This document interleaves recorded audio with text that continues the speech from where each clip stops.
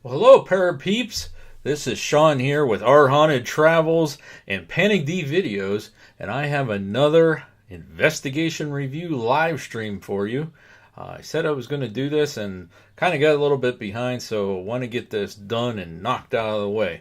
These are our recordings, parapeeps. From this is Ceely Rose with House. Our Haunted Travels and Panic D Videos, and I have another. All right. So these are recordings from the Ceely Rose House when we visited there on May 30th, 2015. I have 4 recordings for you. The first one was taken at that meet and greet that we talked about before. And he tells the story a little bit about Ceely Rose. And then the second one was actually done in the Ceely Rose House. So there's another presentation. The third one is going to be kind of like when we were traveling. Marianne had the recorder going. I listened to it a little bit. I need to listen to it with my headphones on just to see if I heard something in there, but something sounded kind of strange, so I left it in this live stream. And then the fourth one is actually in the barn. Remember we said we went into the barn and did a presentation? So it's a recording of that. Now, listen for the one in the barn, too, for that door slamming. Remember, we talked about that before. So here's how this works. At your leisure, you don't have to listen all the way through the whole time. Listen to these with headphones. We'll do it as well.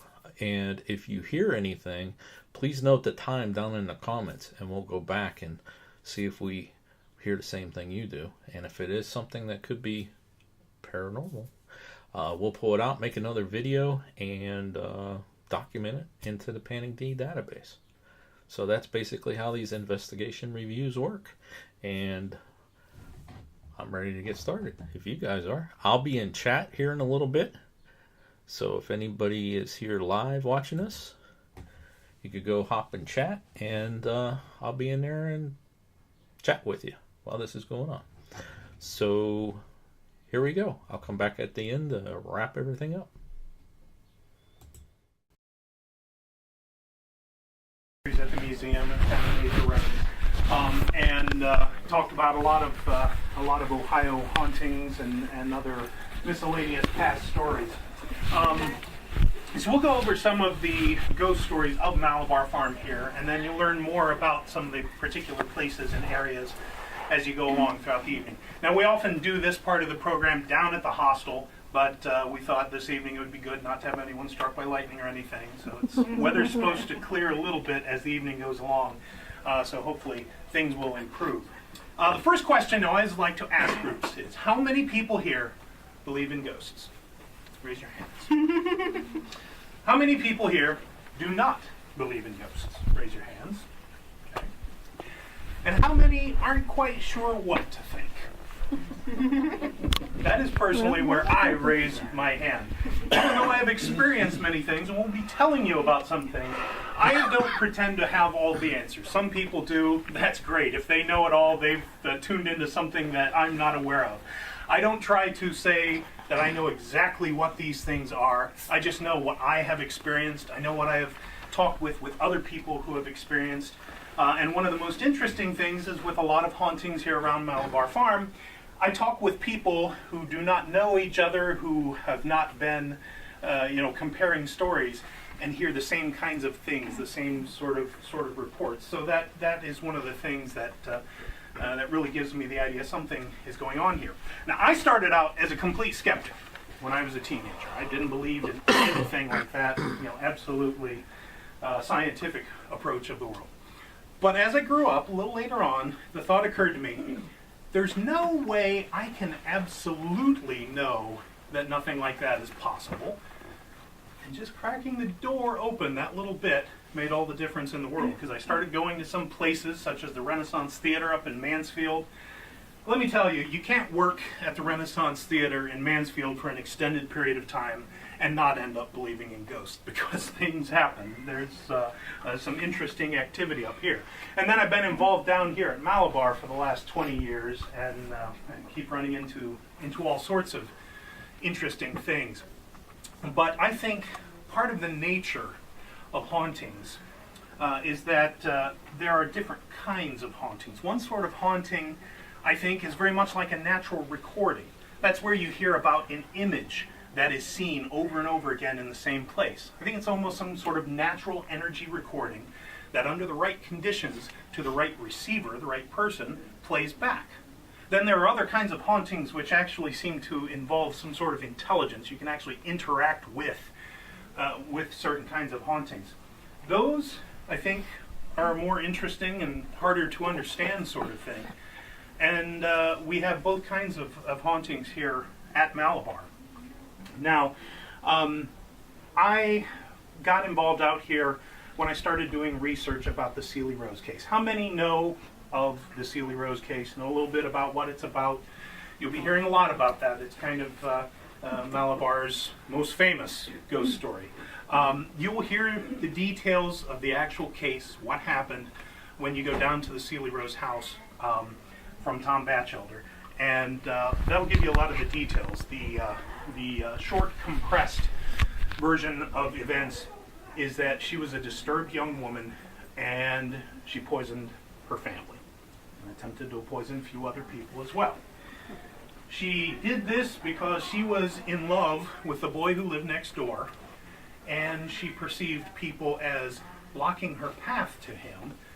So she was trying to get people out of the way so that she could get to the object of her affections and desires, without having a firm enough grasp on reality to understand the chaos and seriousness of what she was doing. I researched that and wrote a play. The play is entitled Ceely, historical drama. We've performed it in the park here since 2003. We're actually performing it again this fall. That will take place the first 2 weekends of October. It dramatizes the whole story, and I will actually be playing the prosecuting attorney who tried to put Ceely on trial for her crimes. Of course, since it was poisoning, that presupposes planning, thus premeditated murder in the first degree. Not surprisingly, she was found not guilty by reason of insanity, and spent the rest of her days in the state hospital system. And that ended up being almost 40 years that she was in the asylums, finally passing away in the early 1930s.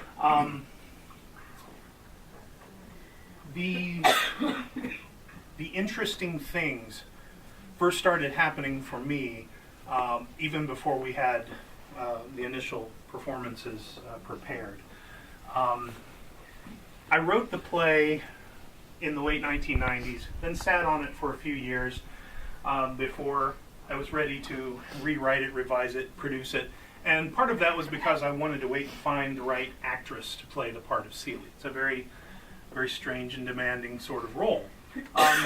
Once I found the person to do that, an actress by the name of Candy Boyd, she was very, very committed to the idea of studying Ceely Rose and spending several months before the production learning about her, what she did, where she lived, the things that would help her create the character and bring her to life. Well, one of the things that we decided to do was to go out to the Lima State Hospital, which was the last asylum that she spent time in, and to see her gravesite. Now, that ended up being a whole fiasco of trying to deal with bureaucratic red tape just to get permission to go there and view the gravesite. But we finally did. That day when we went there, it was the perfect kind of setup for it. It was a dark, overcast, oppressive day in March, and actually just a day or so after her birthday, which was in March, Ceely's birthday. As we headed out, at first we're very talkative and excited, because when putting on a theatrical production, how often do you get to do something like this? It's about a real character. You can go to the site, you visit their grave. It's amazing stuff. So we were very excited and talkative. But the closer we got to Lima, the lower and heavier the clouds seemed to get. Got more oppressive. And our talk slowed down, got quieter. And then finally, the last 15 minutes of our drive there, we just stopped talking completely because it's really starting to hit us what we were while we were doing there. We finally got there, spent 2 hours going through the rigmarole of actually getting someone to let us go out to the patient cemetery once we were there. But we finally got out there and very quickly found her grave. Most of the patients in this cemetery simply have graves marked with a patient number. They don't even have names on most of the markers. But Ceely's does have the name on there. It's misspelled or incorrect. It says Cecilia, which was never her given name. But nonetheless, interesting to note that they actually bothered to put her name on the marker. And so we were taking pictures and everything, and then I thought, wow. It only seemed right to me at that point to kind of pause for a moment and just, in my own thoughts, sort of say a little word to Ceely, just to say that principle like that. We wanted to tell this story so that people could hear about it, and maybe if someone were ever in some kind of related, similar situation, they might learn something from Ceely's story, because the ultimate underlying thing behind Ceely's story is that because she was a bit mentally off, people did not take her seriously as a human being. I said a few words like that quietly while I was standing next to the grave. And then at that exact moment, for the first time this whole leaden, overcast day, those clouds broke. Our jaws just about fell on the ground. And then the shaft of sunlight closed up, went back to being completely overcast. Coincidence? Sure, it's possible. But I also found myself thinking at that point, this is going to be an interesting ride. And it was. We went into rehearsals the fall of 2003, and started having some curious things happen as things went along. One evening, we were rehearsing a scene in Act 2 of the play. It's really the emotional peak of the play, because the way the events unfolded, Ceely poisoned her father and brother, and they died. Her mother was in the initial poisoning too, but she survived it and started to recover.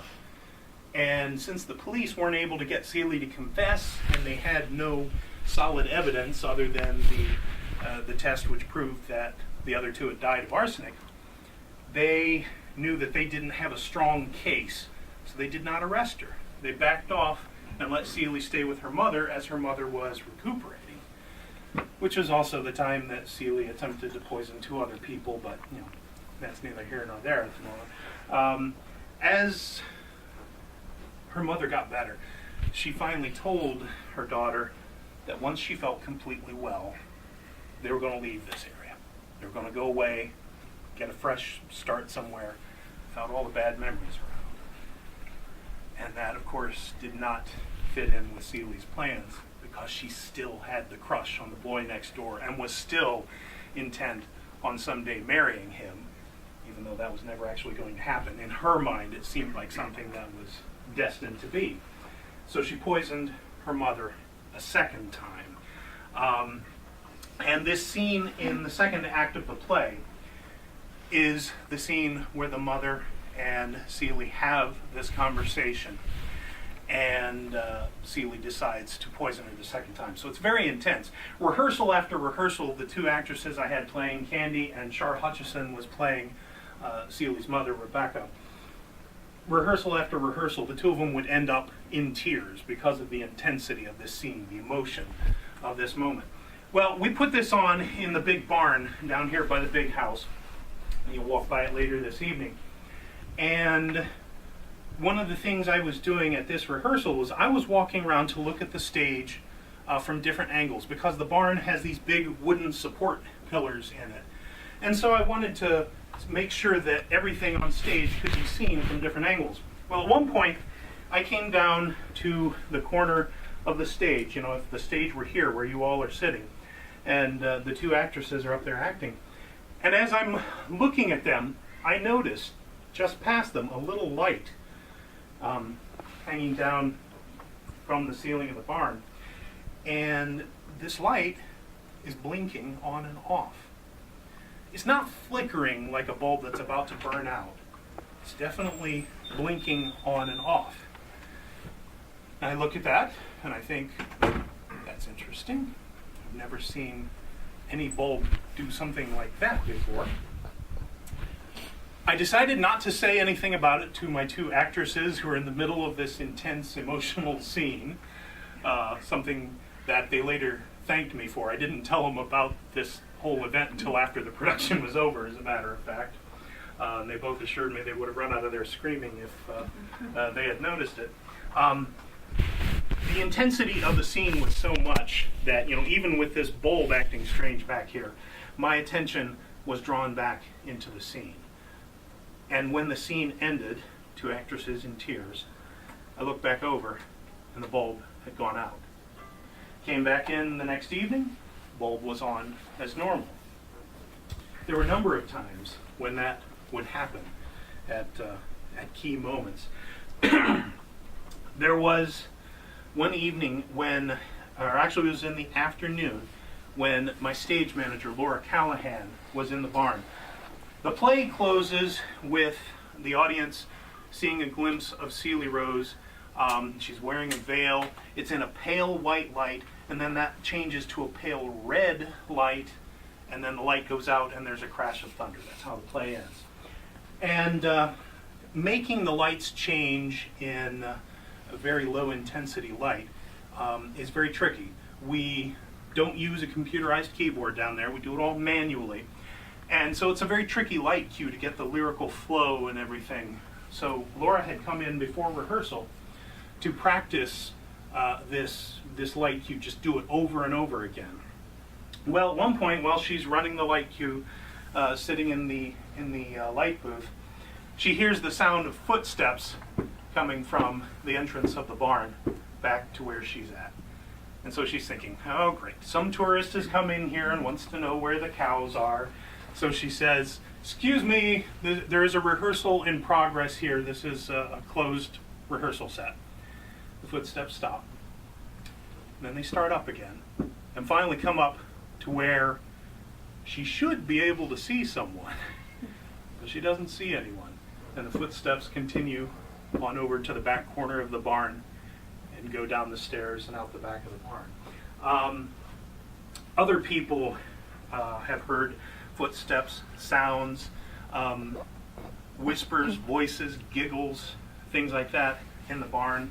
I had one time when it was before a show, and that's one of the interesting things. Sometimes hauntings are associated with, just one or two people around, maybe it's late at night and nothing else is going on. But it doesn't have to be like that. We had a couple things happen with an audience full there in the barn, 200 people in the barn. One was just before a show started. I was down the stairs in the back part of the barn where the actors stayed before the performance actually started. And I was standing there talking to an actor. Then I suddenly noticed the door at the top of the steps leading up into the barn where the performance was. The door opened up, hung there for a moment, and then closed again. It wasn't waving around in the breeze the way air pressure or wind could make it do. It very definitely opened up, held there, like someone stood at the top of the stairs, looked down at me, and then closed again. Another time, that same door started making noises, and this was actually during a performance. Laura, my stage manager, was operating the lights. I was operating sound myself that year. So we're sitting in the booth at the back corner in the barn, watching the performance. We could see the door from where we were sitting. And we started hearing sound of it opening and closing, but we couldn't see anything. So we're like, what the heck is going on? We got on the radio to our stagehand, Amy, backstage, who was in the other corner and could see over at that door. And she started describing to us what she was seeing. She said, yep, there it goes. It's opening again. It's hanging open by itself. Oh, there it goes. Closed again. And the weird thing was, this is happening during a performance. But from where we were sitting back there, we watched this door. We heard it open and close, but it wasn't moving. yet Amy, from a different angle, was seeing it open and close. Probably for me, the most interesting one happened, and this was one that did happen when I was in the place alone. It was the Sunday before the play opened. Tech Sunday, when we add lights, sound effects, all the technical elements of the production. And we had already finished that rehearsal and everyone had went home, and I had stayed late to do a few more things there in the barn.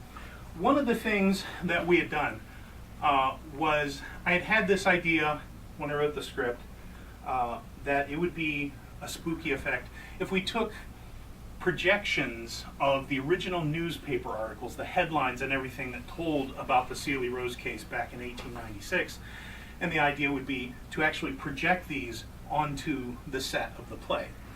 Now that might work in the right kind of theater. In the barn here, that would not work. Very small set and not good angles for doing projections. So the next idea that I came up with was, let's take some of those phrases from the headlines and make little electronic signs that we could put around. So in the blackout before the play starts, you would suddenly see these phrases light up in red light. And so my stage manager started making some of these signs, but he had only gotten one completely finished when we realized that the number of signs that it would take to do that effectively, when balanced against the number of lights we had going, was going to be more channels than we had in our electrical equipment. So it wasn't going to work. We had already hung the one sign up over on the side of the barn and tested it, hooked it up into the light board, turned it on, it would light up and say mysterious deaths. Okay, great. But then we realized we weren't going to be able to do the sign thing. Necessity, being the mother of invention, led to a much better idea. Instead, we had all the cast spread out around behind the set. And as the play starts, they would whisper these words and phrases, which is a much, much creepier kind of approach anyway. And that's what we've kept ever since. Well, we decided to just leave the sign there and cover it up with a curtain, because we had to cover the one whole side of the barn, which is the overhang into the lower part of the barn. We had to cover that up so that light and wind wouldn't come through there during performances. And so that's what I was doing the evening that I stayed late there. I was hanging up pieces of black curtain on the side there. And as I went along, gradually putting these up, I was one or two pieces of black curtain away from covering that sign. And it was one of those nights, every early October, there's a cold snap. And it usually hits right just before we open the production. And it gets terribly cold in the valley here. That particular night, it had dropped down into the 20s. The barn was frigid. I had left the stage lights on in order to, add an extra degree or two of warmth to the place, although it was, pretty negligible. But as I was walking over at one point to hang one of these pieces of black curtain, I noticed out of the corner of my eye that sign light up, saying mysterious deaths, and then went off again.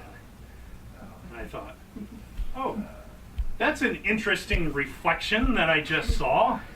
So I took a few steps back and tried to look at it different angles to see if I could get the same effect.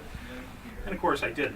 My next thought at that point was, maybe my tech director has come back and snuck in and is just messing with me, just turning it up on the light board. I turn around and look back at the light board, and he's not there. That's when I remembered, oh yeah, I locked the barn. He couldn't have come in without making a lot of noise unlocking the barn to enter. Now I have to tell you, I've experienced a number of ghostly things over the years, so I'm not the sort of person that panics and freaks out when something like that happens. Nonetheless, that one was unnerving enough I decided to call it a night and go home at that point.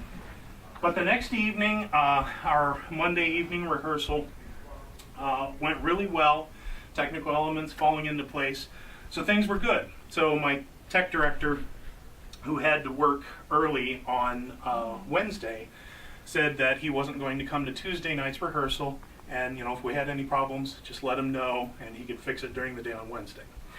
We got about halfway through Act 1 that Tuesday night, and suddenly I didn't have sound. I'm like, whoa, what is going on here? I was operating the soundboard myself, so I was the first one to discover this. The sound is a very important element in the play Ceely. I tell people it's almost like the 13th character of the play, because the play is written in these little snapshot scenes, and the music is old period recordings of folk music, and so it very much sets the mood, carries the mood from scene to scene. It's an important part of the play. And suddenly, here we were, 2 days away from opening for an audience, and the play had already sold out, and we didn't have sound. I tried all the usual things you're supposed to do, check to make sure all cables are securely connected, and, check each piece of equipment. And I couldn't find that anything was screwed up. So I called my tech director in a panic after the rehearsal and, saying, we're opening in 2 days, we don't have sound, this is going to be a fiasco, everyone's going to want their money back, and, it's the end of the whole project. He said, calm down, obviously some piece of equipment has failed. I said, well, I've tried each thing, and as far as I could tell, each thing's still working. He said, okay, I will bring down a replacement mixing board, replacement amp, replacement CD player. It has to be one of these things, and if we have to replace them all, fine, we will. So he comes down, he assured me this was a 15-minute fix. So he started working on it before the rehearsal. 15 minutes goes by. 20, 30, 35, 40 minutes go by. I have actors say, are we ever going to start? I have to work early in the morning, blah, blah, blah. And I'm starting to panic. Meanwhile, Dan is over at the sound booth, and by this point he's cussing furiously. He has tried replacing each piece of equipment one by one, and it still won't work. So he's over there shouting things like, this is not possible. At that point, I decided I have absolutely nothing to lose with what I'm going to do next, so I'm going to do it. I felt weird about it then, and I still feel weird about it every time I tell this to groups, because I'm sure some of you will leave here thinking, this guy's just a loon, which may be, but what I did at that point was I stepped off to the side, away from all the actors, away from Dan, over into a little corner of the barn, and I said, Ceely Rose, we cannot tell your story unless you let us do this. Please, help. 30 seconds later, sound roars out of the sound system. I look over at Dan, and he's just looking befuddled at the equipment like, what the hell just happened? Because it wasn't anything that he did.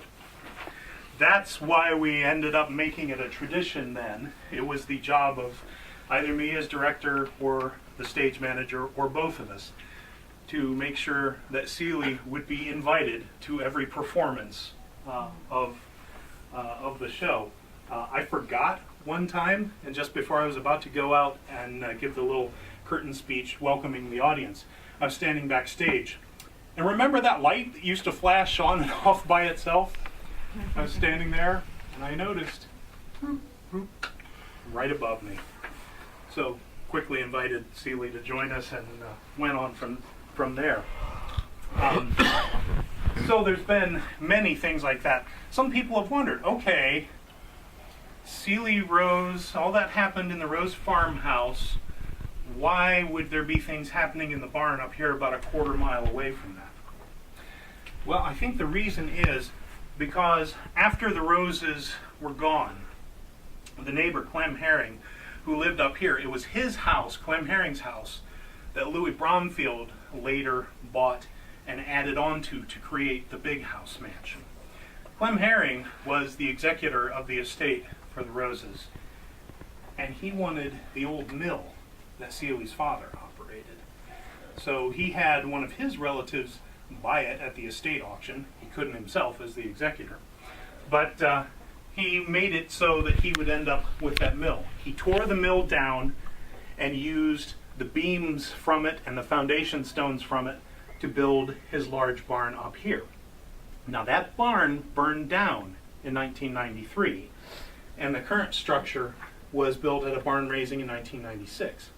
But for historical purposes, they tried to reuse some of the beams from the original barn. So these are the original wooden beams from Ceely Rose's father's mill, and they are still in that structure today. If you go into the barn and look around, they're in, like if you're standing at the barn looking in, you see the stage in the back where we put on the plays. The part of the barn that still has most of the original beams in it is to the left in the back, where the door is, where the blinking light is, where all of these things are, where the footsteps walked that Laura heard. That is the part of the barn where things happen. That is the original structure associated with the Rose family.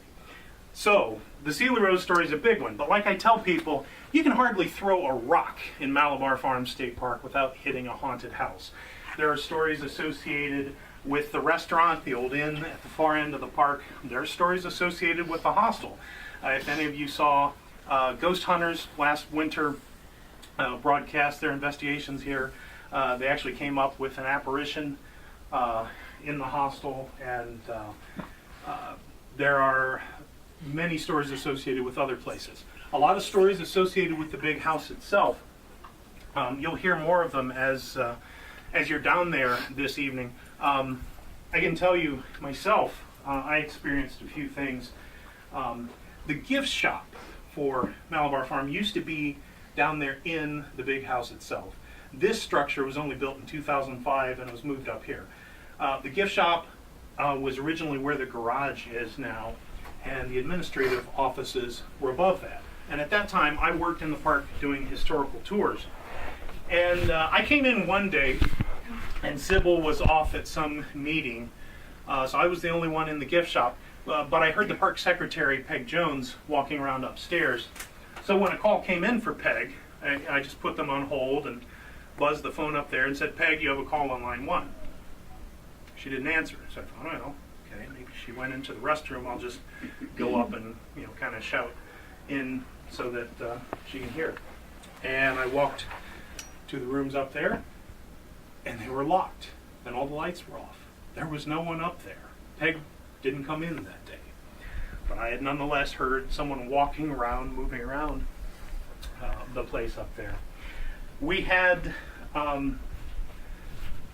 some interesting effects happen after the very first night haunt program. We did the first night haunt, I think it was in 2005. I think we've been doing this about 10 years now. And the morning we came in after that, all of the smoke detectors in the big house, the batteries had drained and were all beeping. There had even been one thing that happened the night before specifically. After everyone was through the place, Sybil, unlike me, Sybil gets a little freaked out by some of this ghost stuff.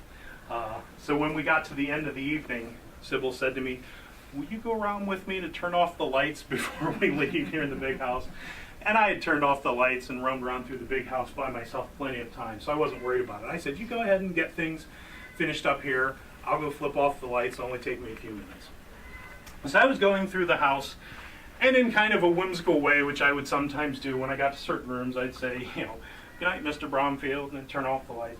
Well, I got to Mary's room, Louis Brownfield's wife, and reached into her room to turn off the light switch and said, "Good night, Mrs. B." And right at that moment, got a huge whoosh of an old-fashioned rosewater perfume. I immediately tried to catch a second whiff of it, and it was gone. And I only found out later, someone told me that rosewater was actually known as Mary Brownfield's signature scent. So that was yet another one of those, interesting moments, interesting happenings. You'll hear about other ones up there because there are certainly no shortage of them. And there have also been things reported from the Pew Cabin and from other sites around here. But I think a place that is so rich with history, a place that has been so lived in, really it absorbs, accumulates energies that get replayed later. And you definitely feel that around here. Now, to go back to the Ceely Rose story to close with, I was contacted in early 2004 after we'd done the first production of the play. I was attacked, I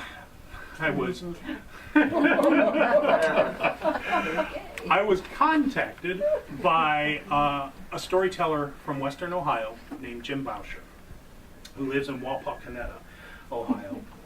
And apparently he had heard that some crazy guy wrote a play about Ceely Rose, and he wanted to find out who this person was and what his motivation was for writing about Ceely. Because Jim also tells Ceely's story, because Wapakoneta is out near Lima, where Ceely ended her days at the Lima State Hospital.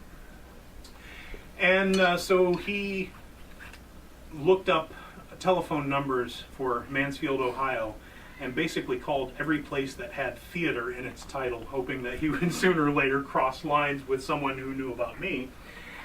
And sure enough, he called the Mansfield Playhouse, where I've directed and acted many times over the years. And they took his number and contacted me and said, you know, this gentleman would like you to call him. He has questions about the Ceely Rose story. So I called him, and he confessed to me later that he was checking me out, finding out whether I was just sensationalizing the story or something like that. I guess I passed muster okay, because our first telephone conversation lasted 2 hours, and we've been great friends ever since. He comes and stays at Malabar Farm periodically. If any of you are interested in historical storytelling, which is what Jim does, he will actually be in Mansfield next week, a week from today, Saturday, doing his historical storytelling as part of the Artist Street art carnival that is going on. He will be performing from 11 o'clock in the morning till 1 p.m., and he will be located in the Neos Dance Studio. Lots of other things going on in that festival. But for his historical storytelling, he tells stories that he has an object related to the story. So when he goes to tell the stories, he has all the objects sitting on a table in front of him, and then he can pick up, tell the story, and then you can come up afterwards and actually hold, touch, ask questions. So it's a very wonderful thing. Guy's an amazing storyteller, so if you get the chance, I recommend that very highly. But he then proceeded to tell me that he had Ceely Rose's locket. The actual locket that she wore around her neck. I said, how did you get that? He said, well, I've told Ceely's story for a number of years because she's remembered out here in Lima. She's not just famous around the Mansfield area.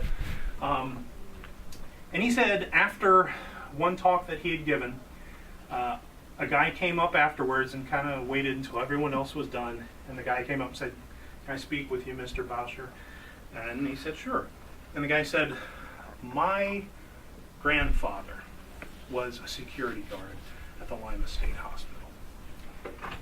And Ceely Rose was kind of the special pet of the staff there. And it's an interesting thing to consider. When people first hear about Ceely Rose's story, their usual first reaction is like, whoa, she must have been evil, poisoning all these people, attempting to poison others. Well, at the Lima State Hospital, they discovered that once Ceely was removed from this situation that had spiraled out of control, they never had the slightest problem with her. As a matter of fact, they didn't think she was really insane. They thought she was just slow, and it just gotten involved in a situation way above her head that spiraled out of control. But since they never had any problems with her for the almost 40 years that she was in the asylum, she was given unusual privileges that most patients would never be given. And one of those was that she was allowed to wear this locket, which her mother had given her, on a string or a chain around her neck. Think about it. Mental patient, she could have strangled herself with that or attacked other people with it, but they never had the slightest problem. In fact, every night she would kneel down and clutch this locket, praying fervently in hopes that she would see her parents again someday. Over the years, she gradually crushed the covers in because she was clutching it so desperately. Is that an evil person? I don't think so. It might be a very, very confused person. It's not an evil person. Well, after she died, some of the workers at the hospital kept the locket as a memento because she was just one of their favorite people that they had ever had there. Well, in the 1950s, a new administration came in, and they saw these patient mementos in a little display box next to the nurse's station. And the first thing they said was, that's got to go. That's unprofessional. Those have to disappear. We don't want to know where they go, but by tomorrow, they're gone. So the staff took these things and divided them up. People who remembered a particular patient would take one of these things as a memento.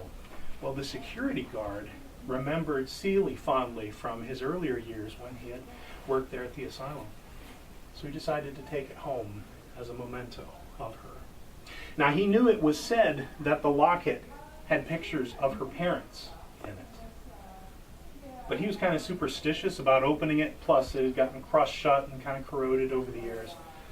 So he never opened it for all the years that he had it. Well, after he passed away, the rest of his family was kind of like, that's really creepy. We don't really want this memento of a killer in our house. And that's when someone thought, what about Jim Boucher? There's a guy who would want to have this. He tells Ceely's story. He uses objects in his storytelling. Perfect match.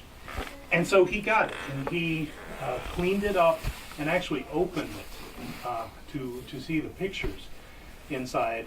First time it had been opened in at least about 75 years. Well, Jim told me all about this, and then he brought me out to his place, showed me the locket. And it's just an amazing thing to see and hold. Then a couple years ago, he said to me, I just want to let you know, Mark, I put it in my will so that after I'm gone, the locket will come to you. Because I think you've really become the guardian of Ceely's story and making sure that it's told in a truthful, respectful way. And then he said, well, for the time being, you might as well take it and show it to people. So, oh, wow. Thank you for listening to some of my ghost stories. And now if you'd like to come up and take a look at the actual locket that Ceely Rose wore around her neck, you can take a look at that. And then are they heading out to the wagon next, Sierra? Yeah, the wagon has a van. We may take a couple trips down to the Ceely Rose House in a van. There's not the yet.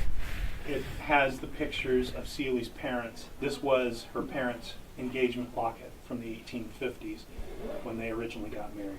So thank you, everyone. I hope you enjoy the rest of the evening here, and feel free to come up here and take a look at this or hold it and see what you think. That's true. There was a woman once who held it and then claimed later on that it made her.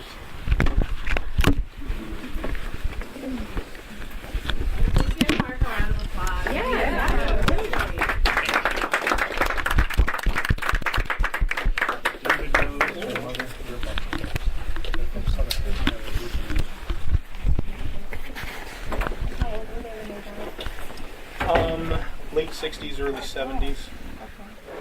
Ceely was 23 when all this happened. But she had just stopped going to the one-room schoolhouse down here a couple years before that. And we took her over to see Yeah, you can actually see how it is dented in. As a matter of fact, my fingers happened. So she would pick it up like that. My fingers fit it perfectly, so it gives you an idea of the size. of Ceely's hands. Thanks. Yeah, it's amazing, isn't it? And just the odds that it would go all the way out there and then make its way back here after all It this. was meant to come home. Cool boots. Thank you. Wow, purple's my favorite color.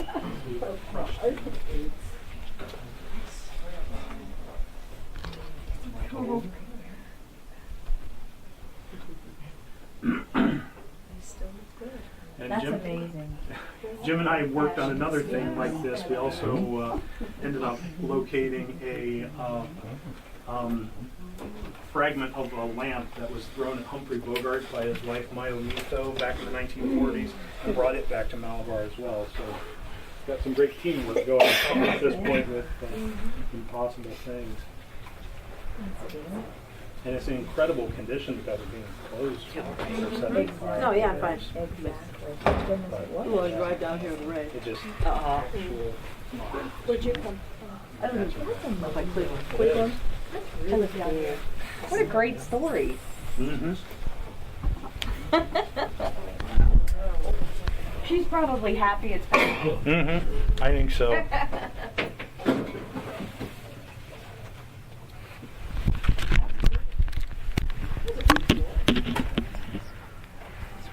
Do you mind if I take a picture of it? Go ahead. It's interesting. We took a high res picture of Rebecca because you can see in this picture Rebecca has some sort of locket on there, and we blew it up. It's a silhouette, and so I'm wondering if that's not a silhouette of her mother, who died before the age of photography. So it's amazing stuff. Yeah, we're going to go in vans, I guess you said, instead of, both, I think. I think she said both, or no. As always.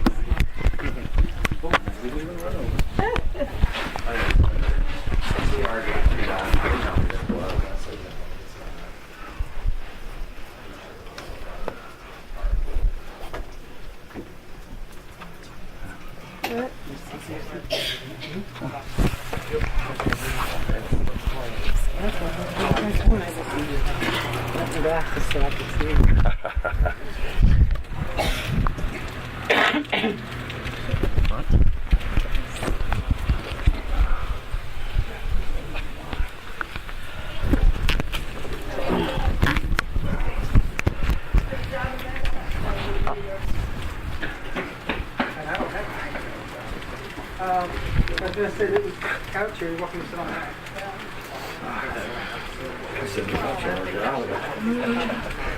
You lay down. Yeah, I know.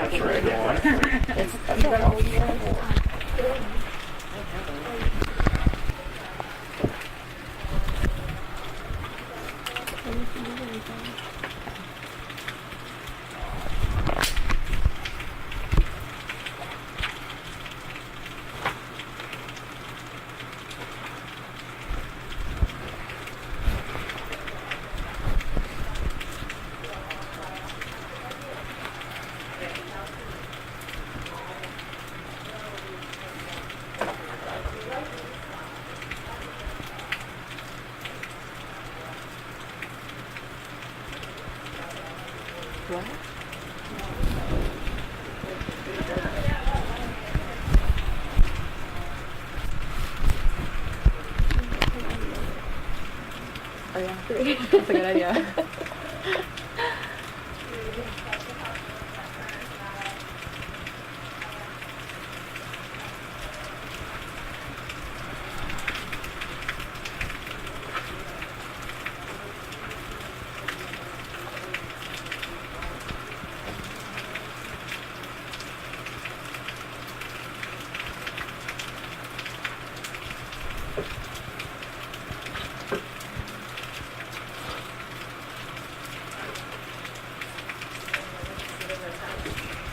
Not as creepy as I thought.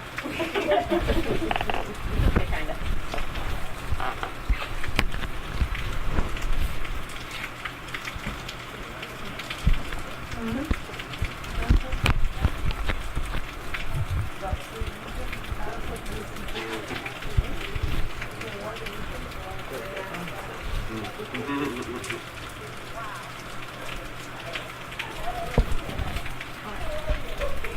Sorry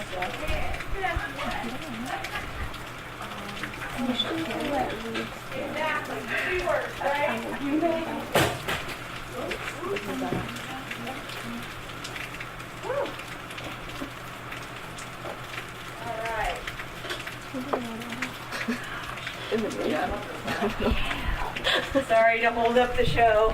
That was really bad. I'm really wet. I'm not sitting on that, so. Couple back here. There's a couple back here. Okay. Oh, yeah. We'll ignore that one for now. Here, there's room back here, Yeah, guys. there's more room on the couch over there still too. I'm done. Sorry. Yours is on? Okay. Yeah, you can. I just want to do. For those of you who just came in, I did explain without this fan and opening the windows, it would have smelled even much funkier in here. It's until about 3 years ago, 4 years ago at the latest, there was someone living in the house. It's been heated since then, but no one's occupied it, and it does get a little smelly in here. We came in and cleaned out about, I didn't count them all, but roughly 10 to 15,000 ladybugs that were laying all over the place. So if we missed any, I will document that they are authentic Ceely Rose House ladybugs. They make wonderful souvenirs. Take all of them that you want home with you. Yeah, there's some of them weren't even dead. Wow. Mark Jordan, I know, tells a little bit about Ceely Rose and his experiences putting the play together. And the story of Ceely Rose, there's several variations of it. I've read several different, most of them are just details, small details that vary in the story. What I'm going to tell you is what I could piece together the best that I think it is. There are some slight variations in the stories. I don't always agree with everything that how Mark interprets it, so I'll talk about some of those differences too. Before I tell you about Ceely Rose, though, I want to tell you a little bit about two things that will help add a little bit of understanding to the story, or three things actually. First off, there's a lot of detail known about what happened with Ceely Rose and the murders. Primarily news reports. It was well documented in the newspapers, and court reports, the documents from the court whenever she was tried. She was very open about what she did, so there's a lot of information that's fairly detailed. Second, the house here does not really look like it did when Ceely Rose and her family were here. This is the house, but it's changed a little bit. The kitchen that you came in now, at that time in 1896, was a front porch, like this front porch here. I don't know if it was a wraparound porch or if this was added afterwards. Those columns out there look kind of old. They might have moved the columns over. But the front porch used to be where the kitchen is. There was no running water in the house. It did have a kitchen, would have been in this area right here with the back door. Some kind of just a dry kitchen of some kind. This room right here was actually divided into two rooms. And the stairway going upstairs was smaller. It was just a very narrow stairway going up there. There was no closet there, so the room was a little bit bigger than what you see here. I don't know if there was a divider between the kitchen area and these rooms. This room was divided into two, what was called the front parlor, kind of like a small living room, and then a back parlor where Rebecca Rose had a big weaving loom in here. So it's changed around a little bit. The upstairs originally had 3 rooms in it. There's a bathroom up there, a full bath up there now, and a bit of a hallway. There's a room right above us, which I think was, supposedly, this is the room I think people see Ceely Rose's ghost in the windows, they claim. There's a bedroom over the garage, over the front porch, and then where the bathroom is now in the hallway, there was another room there. Exactly how they were divided up, how that room was divided up, I don't know, but you'll be able to get a chance to look up there a little bit later and see what the upstairs looked like. I did not clean ladybugs from the upstairs, so it's kind of messy up there. And when you do go up there, there's a step down into the room that is over the porch there, so you want to just be careful of that. So the house is not exactly the same as it was when Ceely Rose was here. There was no deck on it or anything like that. The other thing I wanted to mention was a town of Newville. If you look on modern maps of Richland County, you won't find Newville. There's this road right here. If you can follow it far enough, it becomes what's called the Hastings Newville Road. There's another road over that direction called Butler Newville Road. There is a Newville Baptist Church. There's also a Newville cemetery. There is no Newville. It's a ghost town now. But it plays a very prominent part of the story of Ceely Rose. It was a town when she was here. Founded in the early 1820s, thrived for a few decades, was bypassed by the railroads, and kind of just withered slowly after that. I have a photograph up, actually, I'll show you here. At its height, it probably had 200 to 300 people living in and around Newville. By the 1930s, there were only 2 or 3 dozen people still living in the town. When the Army Corps of Engineers constructed Pleasant Hill Reservoir, just a couple of miles over that direction, Newville was determined to be, it was part of the Muskingum Watershed Flood Control projects in the 1930s. Newville was determined to be on the floodplain, and it was the government bought out the people who were still living there. They relocated, some of them just higher up on higher ground, and the town was taken apart brick by brick, stone by stone, so that now driving down Route 95, you'd never know there was a thriving community there 100 years ago. But it does play an important part in what we're in the story here. And right on the curve right here, where you turn into the lane to this house, there's a dirt road that goes up the hill. That is an old road that goes back to 1830s or 1840s probably. You can drive it now up to Ferguson Meadow, which is maybe 3/4 of a mile up the road. Beyond that, though, you would never even know there was a road there. It's all closed in by woods now. And unless you're really looking for a road, you wouldn't even know the road was there. It originally led to Newville. And it was the main outlet for farm produce from this end of Pleasant Valley to the markets in Newville. So a little bit of background. Now, the story of Ceely Rose, the events that she became famous for or infamous for, happened in the spring, summer, and fall of 1896. Their presence in Pleasant Valley here, though, it starts back in 1880. David Rose brought his family here from Center County, Pennsylvania, or not Pennsylvania, from, that's the cemetery story. They get mixed up sometimes. From Pike County in southern Ohio.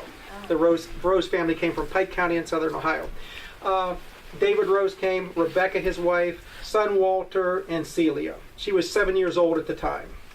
And David Rose was a miller. He had experience operating grist mills, took over the old grist mill that used to be behind the house here right on the other side of Switzer Creek. And he operated the mill.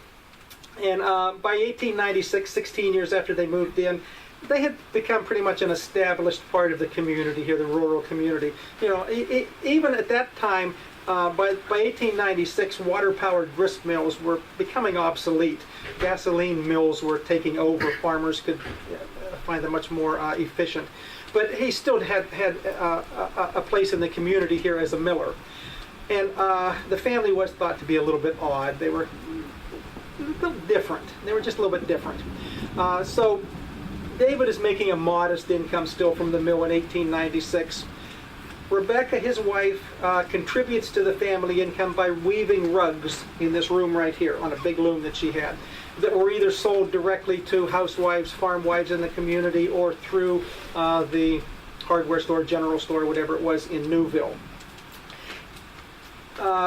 Walter, the son, when I show you a photograph of him, we only have one picture of him, and you know how when you take a photograph, sometimes you can make a person look very dumb in a photograph just because you catch them at that inappropriate moment. Back then, maybe 1870 when the photograph was, or 1880 when the photograph was taken, 1890, whenever it was taken, you had to sit very still and pose for a picture. You couldn't be caught off guard. Walter does not look real bright. Okay, you can judge yourself. I don't think he was a real bright guy. He did not help with the mill. I don't know if he just wasn't needed. He did handiwork, helped out as a farmhand around the area here. He did have what I would refer to as an egg route. He would go to different farms in the community, gather up eggs, take them to the market in Newville, sell them, and then get a commission for the sale. So he did those kinds of jobs. So he did help out. Now, he was 40 years old. David Rose was, I think, 67 at the time he died. His wife was 65. Walter was 40. Celia was only 23 in 1896. She was kind of an accident, we might call it now. She did as little as she could. She avoided work at all costs if she could. Some people think she was kind of slow, mentally slow. I'm not sure. I think that's the way that's the way Mark interprets it. I'm not sure. Some people say, well, she just used that as an excuse, a mask for not having to do anything. Physically, she was described as about 5'7", which was taller than average for a woman back then. A little bit overweight, moon-faced, just a little different looking. And I'll have a photograph to show you of her also. So she did as little as she could to get by.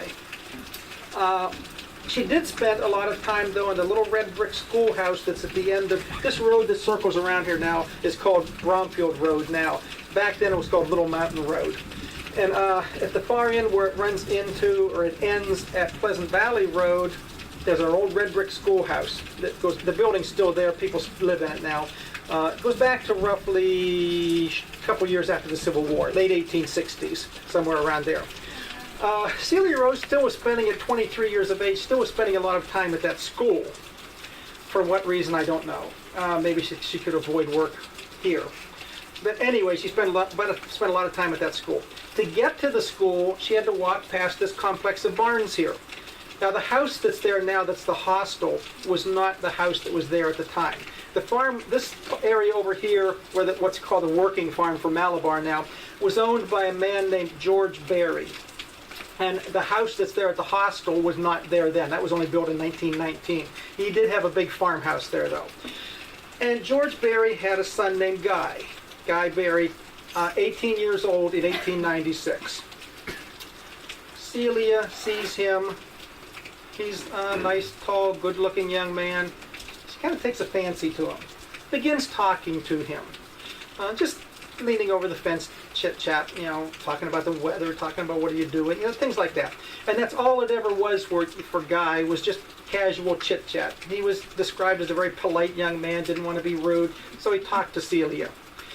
Well, she took that attention the wrong way and became kind of infatuated with him and started spending more time chasing after, following Guy Berry, forgot about the little red schoolhouse. And eventually that infatuation turned into an obsession with Guy Berry. And we might even think of it now as stalking him, following him every place, out into the fields, into the barns. He's hiding from her. Can't get away from her. Every time he goes out of the house, there's Celia waiting for him by the fence. Then she starts spreading stories around the area that Guy has proposed to her. They're going to get married. None of that's true. Well, this really causes him problems. His friends begin teasing him about it. And finally, his father, George, comes over to the mill, talks to David. Celia's causing problems. Now she's talking about getting married. You know that's not going to happen. My son is hiding from her. He can't get his work done. This has to stop. Well, so David takes Celia aside. Tells her, George, Guy's father has been over here. Mr. Berry's been over here. He tells me what you've been doing, and you've got to stay away from Guy. Leave him alone. Now, don't talk to him anymore. Now, if you will do that, if you will do it on your own, and it doesn't go any further than this, I won't bother your mother with it. We'll just be between the two of us, and we'll let it pass. So Celia reluctantly agrees to do that. Well, everything is fine for about a week or two, and David kind of relaxes. He thinks, problem's over, problem's been solved. That was easier than I thought it would be. Well, not for Celia. She begins to look out her window and see Guy. And then she starts walking across the field to see Guy. And pretty soon she's picked up where she left off, following Guy again, chasing after him, talking about getting married. So his father, George, goes back to David. He's doing it again. Well, this time David recruits the help of his wife, Rebecca, and they sit Celia down, probably in that room right there, tell her that she is to leave Guy Berry alone, stay away from him, quit talking about getting married. It's not going to happen. Stay away from him. Enough is enough. Well, Celia doesn't take this well at all. She stomps up the stairway, throws herself across the bed, and begins pondering what she's going to do, this obstacle in her pursuit of true love. Now, having said that, I want to pass out a few things here. This is a picture of this is a picture of Newville, picture of the old Schrack Rose Mill that used to be right across Switzer Creek here, and something called Rough on Rats, which is going to be very important later on. There are 2 sheets for each of these papers. This one has a young lady named Tracy Davis.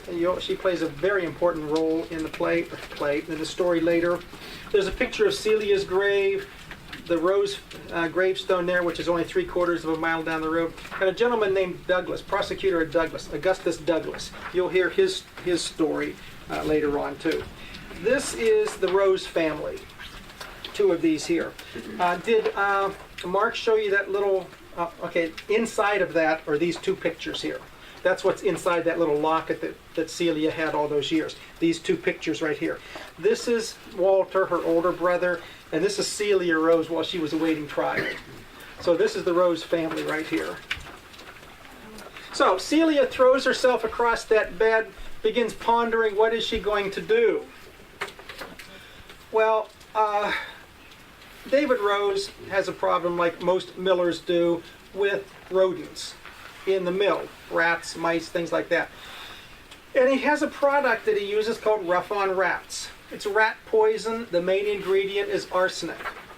Celia knows that her father has just purchased recently. Walter has been sent to the hardware store in Newville, to purchase another box of this. So she knows there's a new or nearly new box of Rough on Rats in the mill. So a few days go by, and on June 24th, Celia, out of character, Celia gets up earlier than much of the rest of her family, sneaks quietly downstairs, and begins to fix breakfast.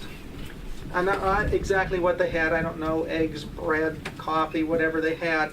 And something called smear case that she gets out of the spring house, which used to be behind the house here.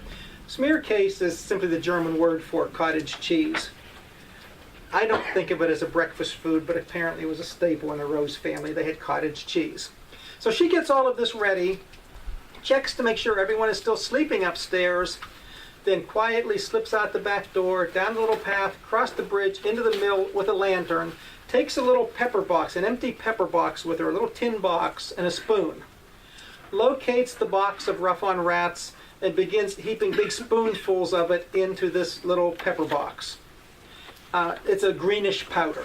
She fills that up, puts the lid back on it, puts the rest of the Rough on Rats back where it was on the shelf, and then comes back to the house. Checks upstairs, makes sure everyone is still in bed, uncovers the cottage cheese, the smear case, and begins heaping several large spoonfuls of Rough on Rats into the cottage cheese.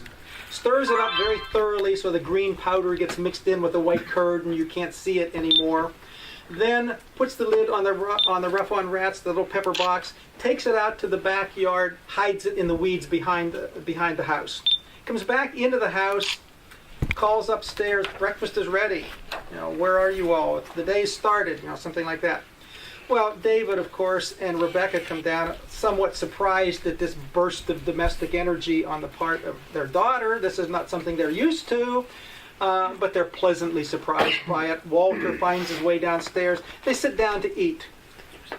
David and Walter both eat a very big breakfast, 2 or 3 helpings of everything.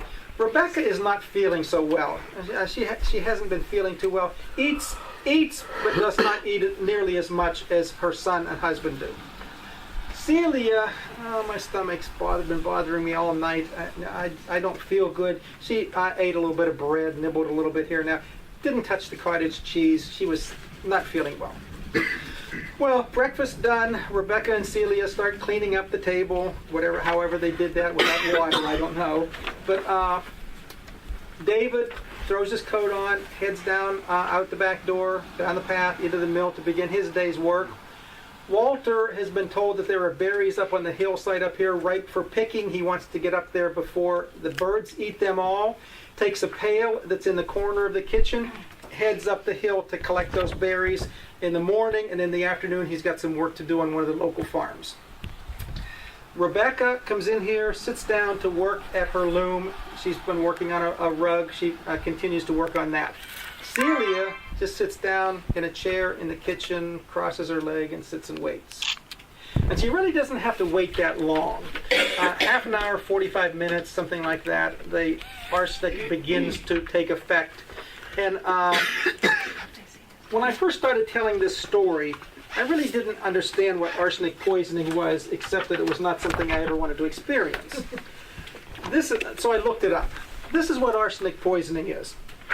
Symptoms of arsenic poisoning begin with headaches, confusion, and drowsiness. Arsenic in the body decreases production of white blood cells. The white blood cells are important to the immune system because they defend against infection. Arsenic also causes abnormal heart rhythm and damages blood cells. It is especially destructive to lungs, the stomach, the liver, and kidneys. As the poisoning progresses, the victim experiences diarrhea, cramping muscles, vomiting, severe stomach pains, and convulsions. Isn't this pleasant reading? Convulsions. If the amount of arsenic in the system is high enough and the victim untreated, coma and death occur. Now, I'm guessing because of the way this all played out, back in 1896, there was no real treatment for it. So Celia sits in the kitchen waiting, and she doesn't have to wait very long. In a short time, she hears her mother begin to moan and groan in here by the loom. And she looks in, and she's kind of swaying. She's dizzy. She's disoriented at that point. Tries to stand up and call to Celia, and falls down, rolls down onto the floor. And she's kind of curled up in a fetal position, holding her stomach and rolling. And there's a greenish foam starting to come out of her mouth. She does manage to get the words out, please go get your father in the mill. So Celia goes out the back door, sachets down the trail, the little path to the mill, pauses for a few minutes on the bridge to watch the water running underneath. No big hurry. Goes into the mill, finds her father. Mother would like to see you up in the house. Well, David, not detecting any real urgency to what Celia had to say, finishes up what he's doing, then comes up to the house. Well, it doesn't take him very long by the time he gets to the back door to realize there's a problem in here. He comes in, finds his wife almost unconscious on the floor, writhing in agony. He and Celia managed to get her. Now, I'm not real clear about the story here. I got to thinking about it, the logistics here.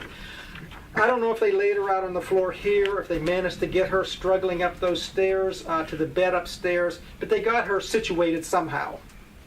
And David tells Celia, stay with your mother. I'm going to hitch the horse up to the wagon. I'm going to Newville to get the doctor.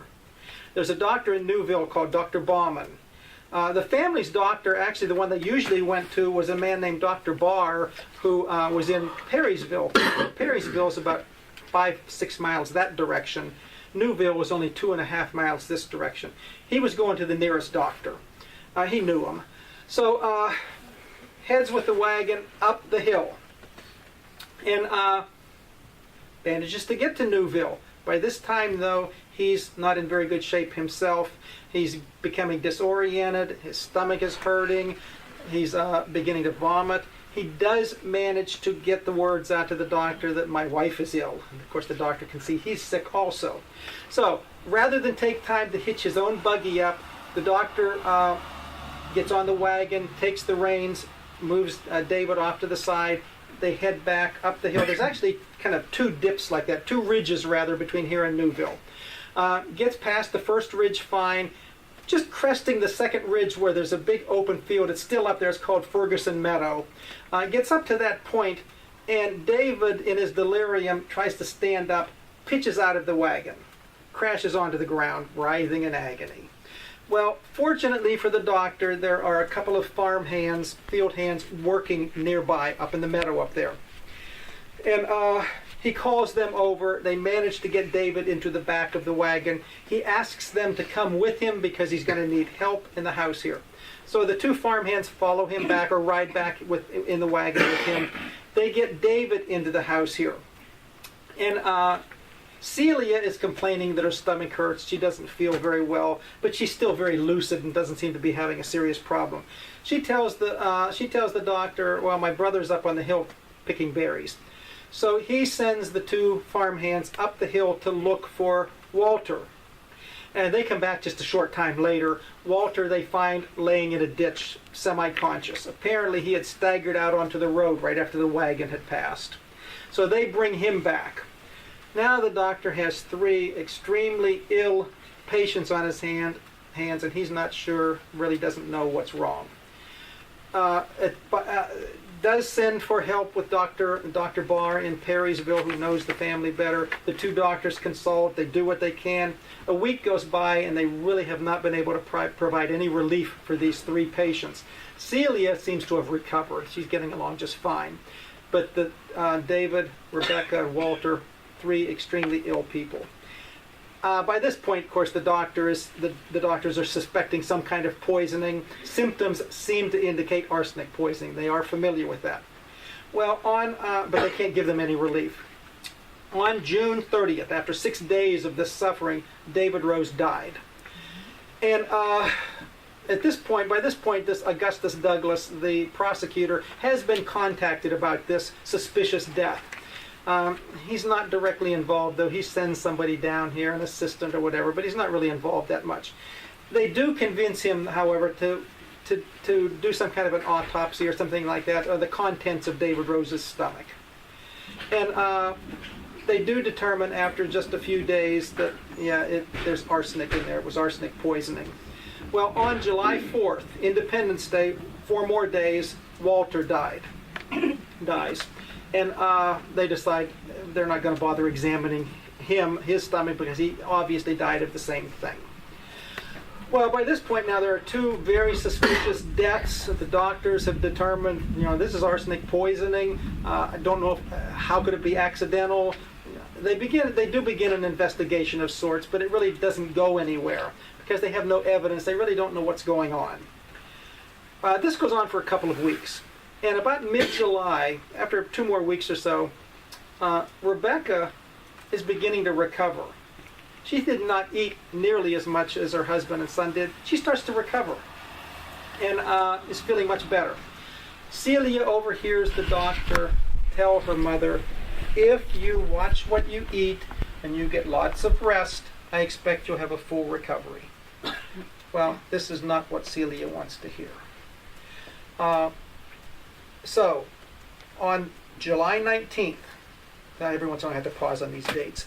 July 19th, Rebecca asks her daughter, would you fix me some of that fresh bread that the neighbors have brought to us, and break it up in pieces and put it in some of that milk that the neighbors have brought to me. It'll make it easier for me to eat it, and I'll have something to eat. So Celia prepares the bread, breaks it up, puts it in the milk. Rebecca eats about half of it. Cover the rest of it, put it on the shelf in the kitchen, and I'll finish it later. I'm going to lay down and rest for a while now. So everything's fine. That afternoon, Rebecca asks Celia, would you bring me in the rest of the milk and the bread? Now I'll finish it. So Celia does that. But before she takes it to her mother, she slips out the back door, finds that little box with the arsenic still in it, the remains of the arsenic, whatever was left in it, brings it in the house, another big heaping spoonful of it into the bowl with the bread and the milk. Then takes the box out, scatters it around the back, the rest of whatever was left, scatters it around the back of the house, and throws the tin out into the weeds someplace. And it was noted a few days later there were a number of dead chickens found around the house. So she comes back in then, stirs it up so that you can't see the green powder anymore. It's just a pale green powder. And brings it in, gives it to her mother. Now, this is where I think Mark Jordan and I differ a little bit in our opinions here. I think it's his interpretation that Celia really did not understand the finality of what she was doing. Somehow or another she expected this would all resolve itself and Mom and Dad would be there some morning when she get up or something like that. Whether she thought that or not, I don't know, and probably no one knows, but there's no doubt that she observed the agony that she put all three of these family members through for 10 days before Walter died, 6 days of it before her father died, and weeks of it before her mother began to... She could see what was happening to them, and she did it a second time. So, I don't have a lot of sympathy for her at that point. So anyway, so she gives the bowl to her mother. Rebecca starts to eat it, pauses, looks at Celia, comments, "This tastes a lot sweeter than it did this morning." Now, there has always been speculation. Rebecca knew what was going on. She pretty much had decided on her own that her daughter had poisoned them to get them out of the way. But for whatever reason, she finished eating the bread and milk. And in her already significantly weakened condition, she didn't last very long. Within 30 minutes or an hour of writhing again on the floor in agony with foam coming out of her mouth, she died. And supposedly, I'm not sure exactly where this testimony came from, but supposedly the last thing she actually probably ever saw in her life looking up was her daughter standing over her with a big smile on her face. So now there are 3 deaths in Pleasant Valley in 1896 in this rural community. That just doesn't happen. So a lot of suspicion is beginning to swirl around Celia. Most people have become aware of her infatuation or obsession with Guy Berry and being told to stay away from him. People are pointing fingers at her. Augustus Douglas is getting pressure. This is an election year. He's up for re-election. People are starting to ask him, "Why aren't you dealing with this?" So he gets personally involved in it finally, begins investigating. Can't find any evidence, though, that everybody believes Celia did it, or most everyone believes Celia did it, but there's no evidence to prove anything. There are a few people around here, though, that just can't believe Celia could do something so horrible.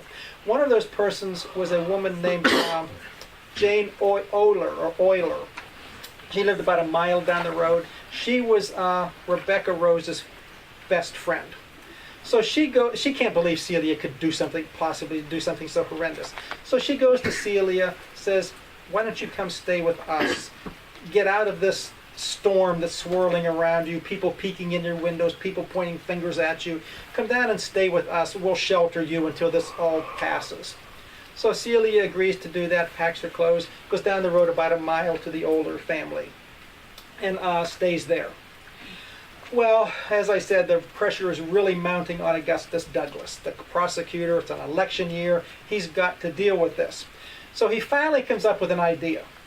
There's a young lady living in Newville now named Tracy or Teresa Davis. That photograph there, I think, does it say Tracy there, Teresa? They call both names. Both names appear. She's 20 years old, 3 years younger than Celia. She lives in Newville now, but she used to live in the valley here. She went to school with Celia when they were both young, and was one of the few people who actually kind of befriended Celia. Celia didn't have very many friends, but Teresa or Tracy was one of those people who did befriend her. So the prosecutor, and she had moved away. The family had moved away and had only recently returned to the area and were living in Newville. So the prosecutor at Douglas approaches Teresa and asks her to help him in his investigation. First, she's reluctant, but he keeps at it, and finally she consents to help. And he's got a plan. And as part of that plan, Teresa renews her friendship with Celia. Goes over to the older family, starts talking to Celia. They take walks down the lane through the woods, and that why she went away, where the family went, what they did when they were gone, with Teresa doing most of the talking, but renews that friendship and builds on that friendship that they had as small children. Finally, after working at that for a while, she says to Celia, "It must be terrible on you to have to remain in this valley so near to this house where your entire family died. Why don't you come stay with me in Newville? My family will take you there. Get out of this valley. Stay away from this house." Well, Celia thinks about that and decides that's not a bad idea. I'll do that.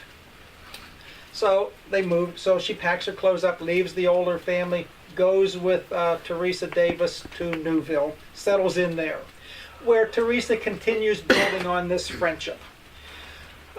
Finally, one day, Teresa takes her aside. Celia, I have a problem. We really didn't know each other that well before, so I didn't want to say anything. But we've gotten to be pretty good friends now. I think I can confide in you. Maybe you can help me. But I don't want to talk here. They're in the house. I don't want to talk here. Somebody might hear me. So she says, we'll go out to the barn, one of these little carriage barns in the back of the house. We'll talk out there. So they go out to the little barn behind the house.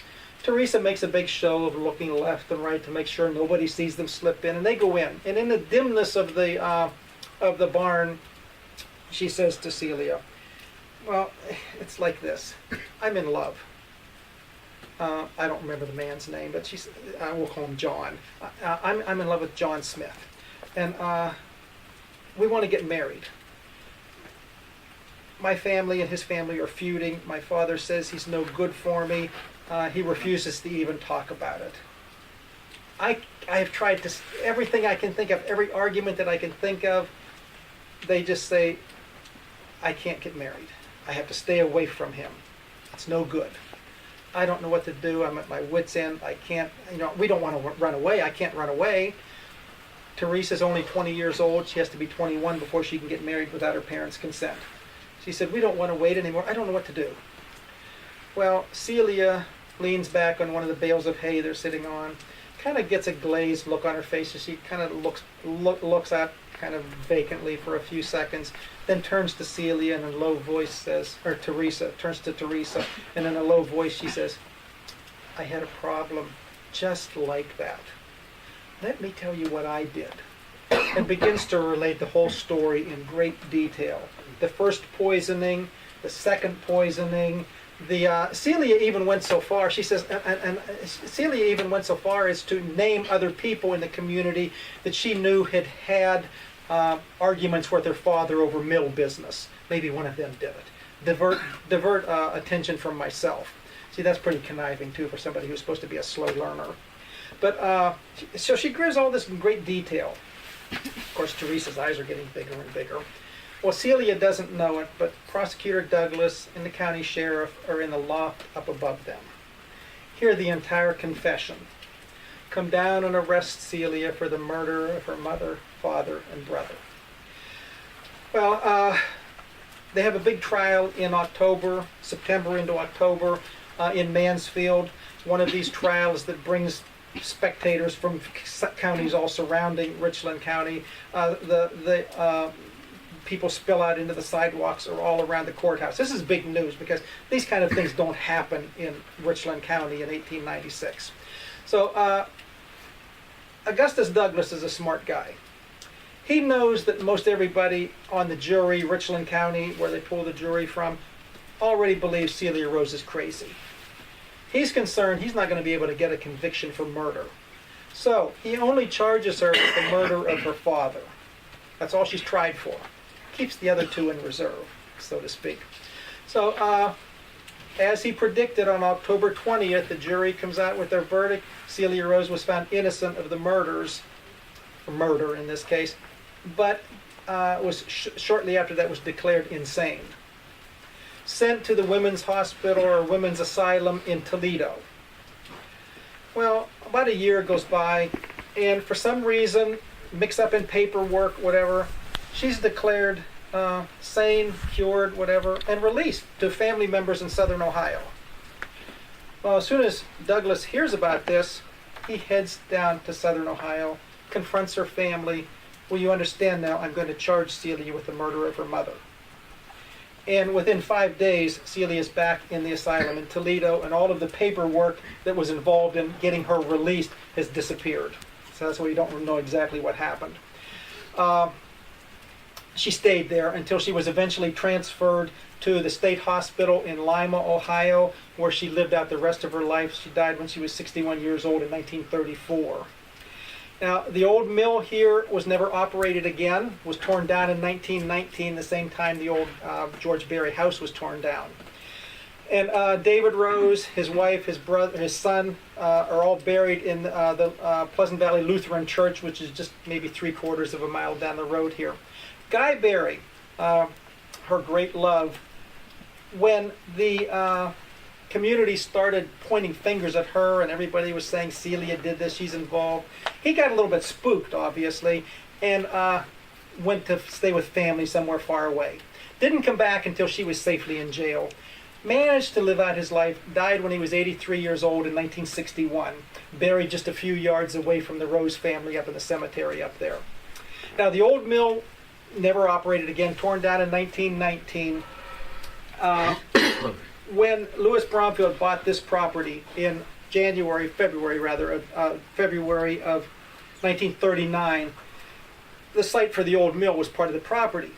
The foundation was still there. The mill's gone, the foundation stones were still there. He had them, over the next couple of years, had them hauled up to his big house up there, where if you're ever going around that big house, on the south side of the house, those terraced flower gardens there, many of those stones in that terraced flower garden came from the old grist mill right here behind Switzer Creek.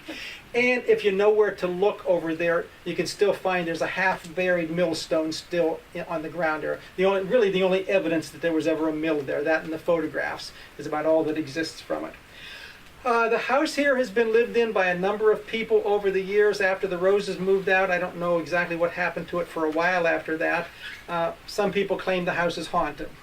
The last person to live in the house here was our farm manager, a man named Louis Andreas. Louis Andrus. Is that the right pronunciation? He retired, moved out. He never got spooked enough to be chased out of the house. He did say strange things happened every once in a while. The television came on one night in the middle of the night at 3 o'clock in the morning, actually, and he has no understanding of why the television came on. And he said he had one of those little ceramic trays, dishes or whatever, that you put pennies or paper clips in, that it kept appearing in different places around the house where he didn't remember putting it down. But other than that, had no problems. Louis Bromfield's youngest daughter, Ellen, was married in 1950 when she was 20 years old. Her husband was in the service for a couple of years. She moved into this house. She lived here for a couple of years. Never got chased out. Laughs about the whole idea of it being haunted. But we do have one incident that's kind of interesting. Somewhere during the farm, when the state owned the property here, since the state owned the property in 1972, sometime since 1972, one of the farm hands, a young man, married, young wife, 4-year-old son. They're living in the house here. And the father's out working someplace in the morning. Mom's in the kitchen out there. I point here because the kitchen used to be here. The kitchen out there. She hears the little boy in here talking to someone. And she thought, oh, Dad must have come home. She comes into the living room here. The little boy's all by himself. Well, who are you talking to? And he just very innocently, he says, oh, that lady with the long dress that comes through the house every once in a while. Haunted or not, I don't know. So that's the Ceely Rose story, the best that I can piece it together. So anybody have any questions about it? Good, because I've told you just about all.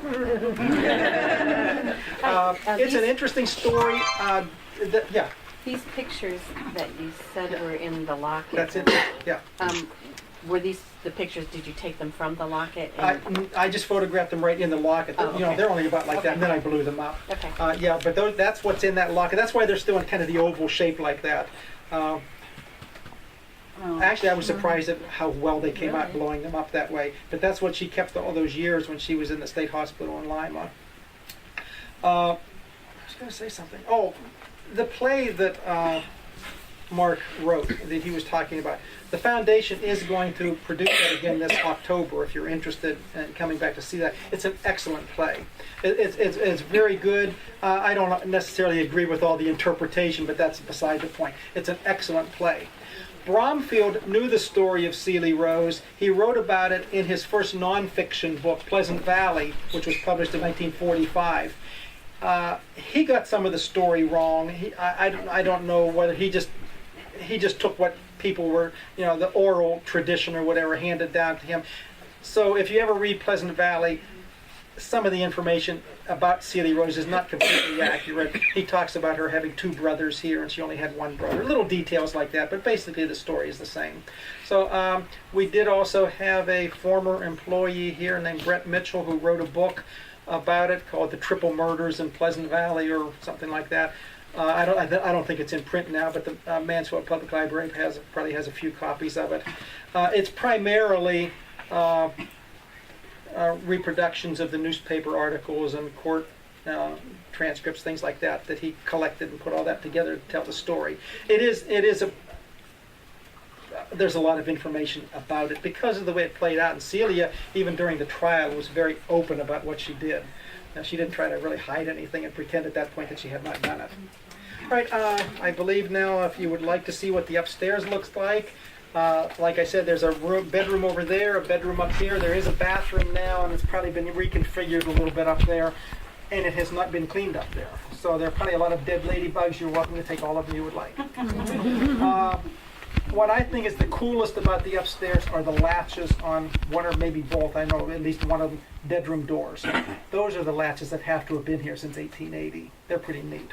The doors look very old. They're probably the original doors too. So we'll just move these 2 chairs out of the way and let you kind of wander around a little bit, and then we'll hopefully get you up to the cemetery and see who might be up there, what's going on up in the cemetery.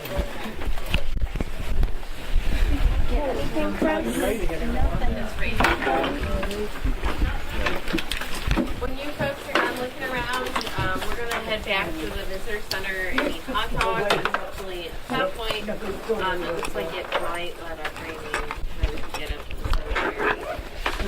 If not, we have a contingency. But,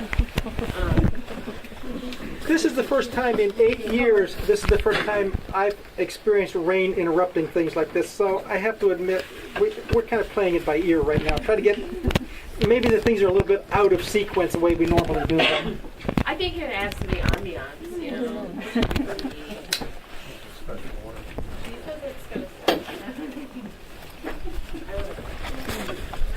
I hope not. Huh? So you get upstairs? No, I don't think so. I don't think so. Oh, yeah. Yeah, that's what I was thinking. It's like, they want to go.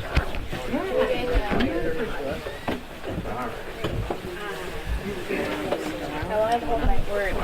Well, I love Not everybody's doing it. You're going to be able to, I don't know. It's going to be like elbow to elbow. Bunch of dead bodies up there, I don't know.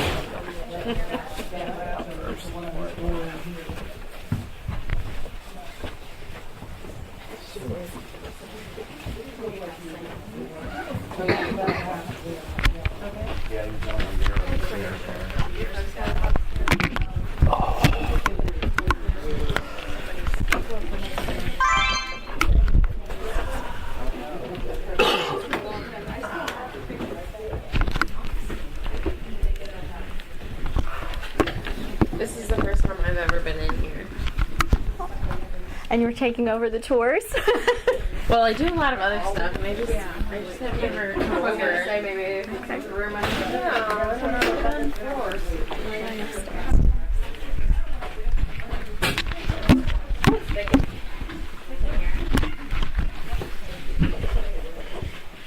love the office lighting. That stuff.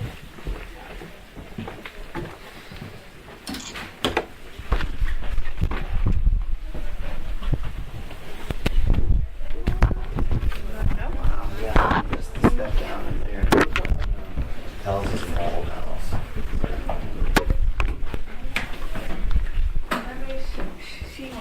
These are tiny stairs. Thank you. I'm sorry. I know you're taking a picture.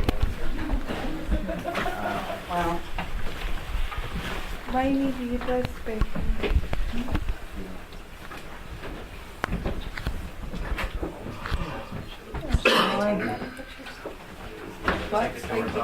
I'll do that. Is that here? Yeah. My favorite equipment manager.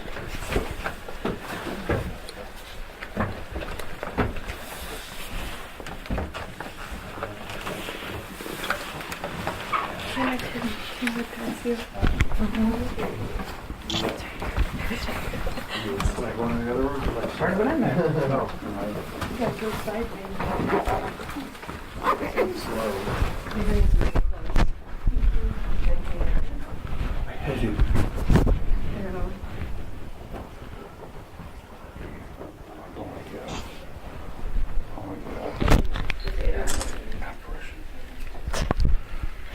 Getting a picture of yourself.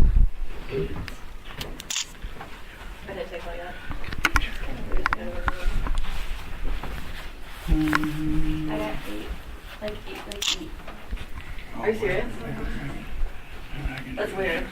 Alright.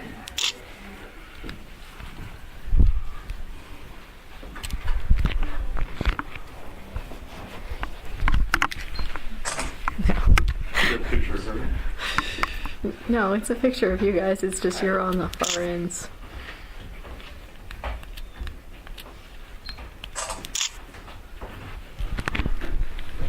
Oh, short's terrible. That's not gonna go down there, so that's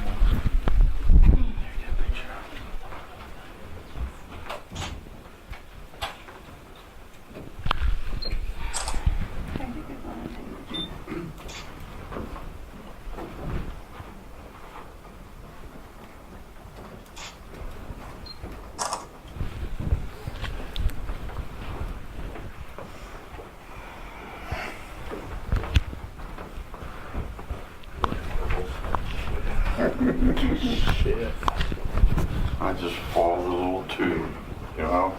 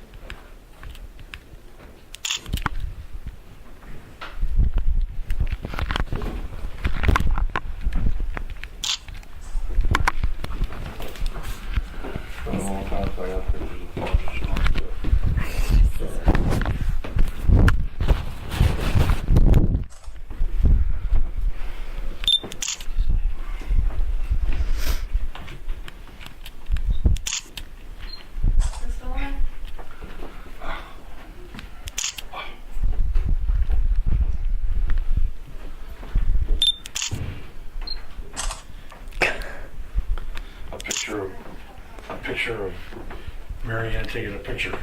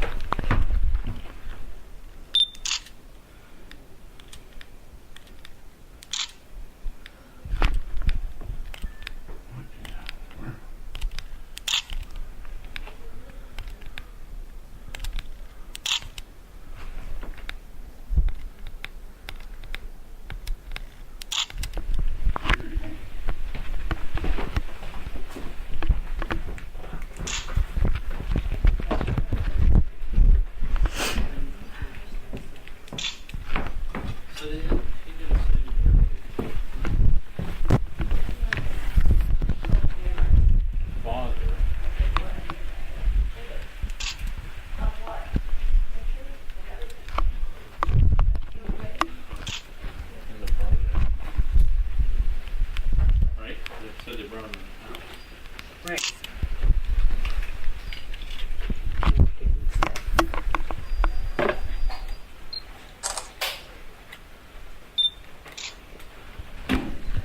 You keep moving. Oh, me? I'm sorry. I know. I always get out of pictures. And then this is the place. Oh, I never did any pictures. I never say that. Let's go to make sure I. Oh, it has to make 2 steps back. That's right. I mean,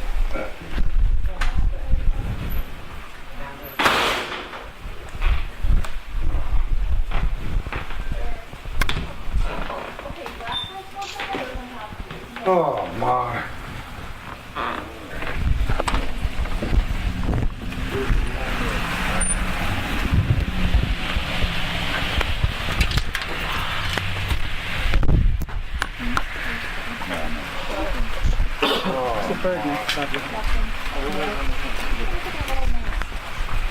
Yeah, so come on. I'll take pictures. I'll follow when they're there.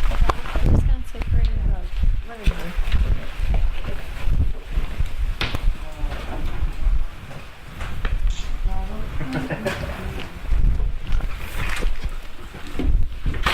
Everybody out? I think so. I think I was the last one upstairs. Somebody coughing upstairs. There's probably my husband outside because my husband has a cough. He's had it for like months. So does that go to a basement? Not that one here. I'll show you though.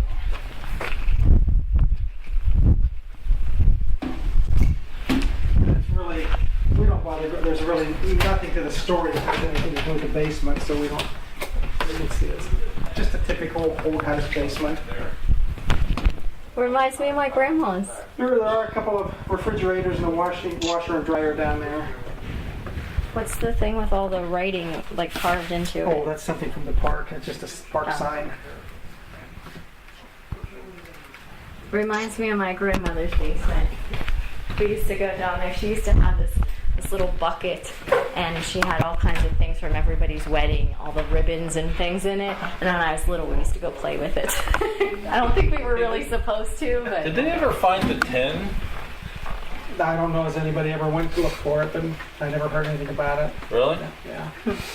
All I had ever heard was after she scattered the leftover, they found a bunch of dead chickens in the backyard. Bunch of dead yard birds. thank you. As soon as she gets back in the van, we'll get everybody back up to the visitor center. Okay. The chickens we have in hot dogs. Oh no. Yeah. Our chicken's pretty good. It's fucking good.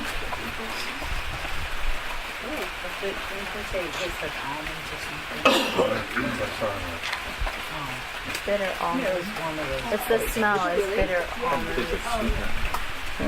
The smell in your intestines, in your stomach. It smells like bitter almonds.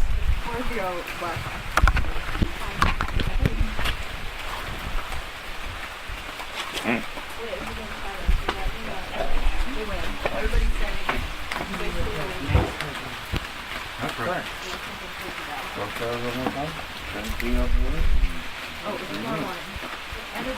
And then we'll make you sell little patch of those big right there. Make it all one for right here. Everywhere we did. That's right. That's right.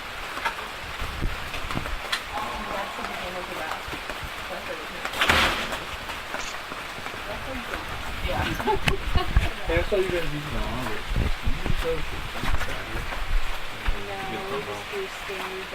We always have a ton of batteries with us. Did it hurt when her dog was Not that we He's talking, but I know. I can. the ones that they recommend. Right, yeah. Yeah, we haven't I was afraid noticed. to put regular batteries in. I think it'll be He fine. said he's rechargeable. You guys tried it, so. Ours still works. Still works.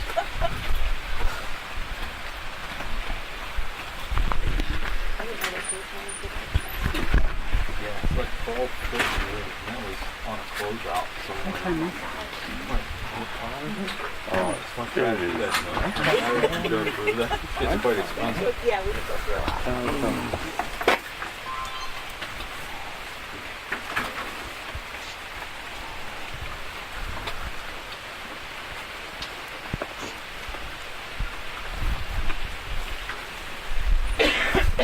Where are you guys from? From Mount Vernon. Originally from Waterville, which is a suburb of Toledo. I actually know where Mount Vernon is. Do you? Yes. My relatives live there. Oh, okay. We just moved there in August. Oh, okay. So we're kind of getting familiar with all the places around. Then it's okay. You don't know my relatives. They were the superintendent and principals out there, so I was like, well. Anything.com. It's one of our sites. It's got all of Ohio's okay. locations and stuff. Actually, we're going to be on the radio tomorrow night talking about this. Have you guys been to Prospect Place in Tringway? It's on the list. Have you guys done that? Nope. No, we didn't go. Research. Oh, it's interesting. We went there. How long ago? Maybe a month, maybe. That was it for my son. He won't go. Really? He won't do this anymore. No. And he's 20. I mean, he's not like 12 or something. Yeah. But he said that place was enough for him. Yeah, it's on the list. It was interesting. And we did it, they just had something on their website where they didn't have a weekend evening booked. So it was just our group, and we got the whole place to ourselves. It was Nice. a really neat experience, yeah. Nice. Because there was no contamination or anything. Yeah. So it was I don't know, maybe we would have rather had a group. Yeah, I was gonna say. Well, here, I never pass up an opportunity. Oh, thanks. Oh yeah, do you want one of ours? Yeah. We got one. Yeah, absolutely. I don't have any bars, but I I might have have a pen. some I go to bars. their website on it. I don't have any panics. Yeah. I don't have panics either. I have. No. I have dark shadows, but I don't have. Sure. Absolutely. You want a quart? I think you're. Yeah, there you go. See, we're all having fun. Yeah. You guys ever been to Brunel Cottage and Galleon? Check out It's our really, really one. I'll tell you. Brunel Cottage. We'll take the public out. We've got a list so long, you know. Yeah, we've been doing it for a while, you know. But we're over by Youngstown, Oh, wow. you know. So I didn't, So people in the house? no, how did you get here? We didn't hear you. Oh, I'm here. I'm here. Ready to go. No, that's pretty good. Yeah. I came in the back way. all right. Yeah, if you have your flashlight, that would be a good spot to use them on.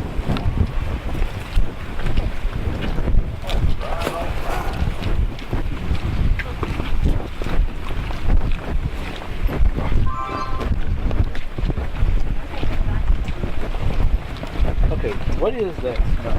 It's gotta be one of these plants. It's a plant. What is it? Smell it right there?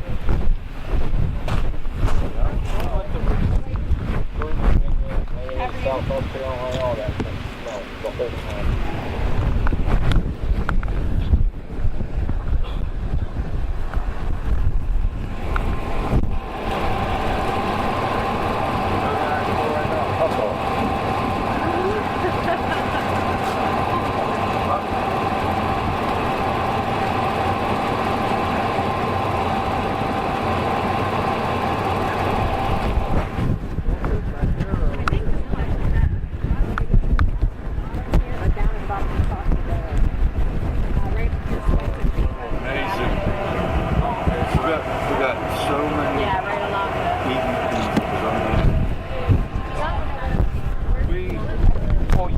We did. All night, you did the all night thing?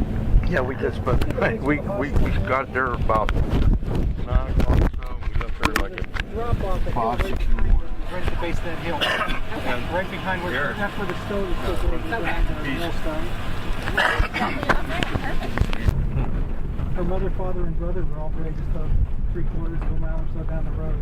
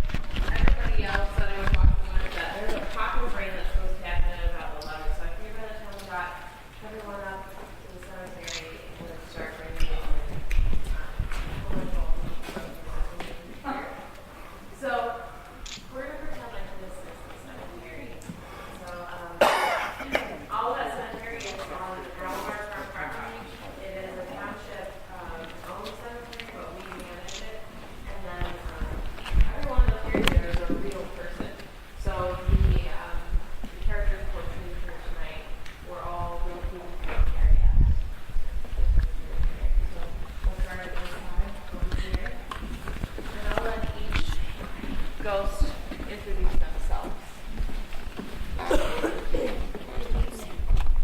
My name is Sarah Schrapp.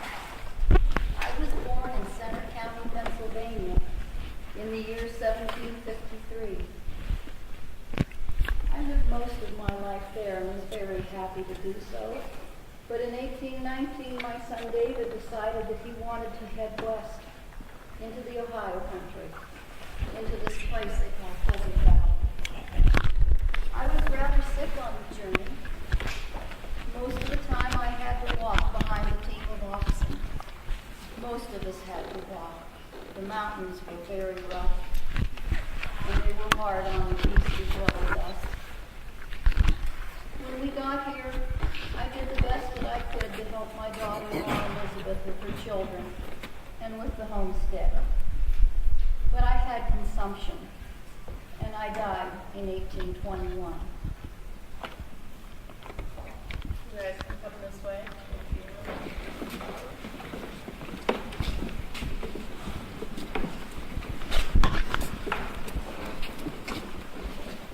Hello, I'm William Ferguson. I was born in Westmoreland County, Pennsylvania.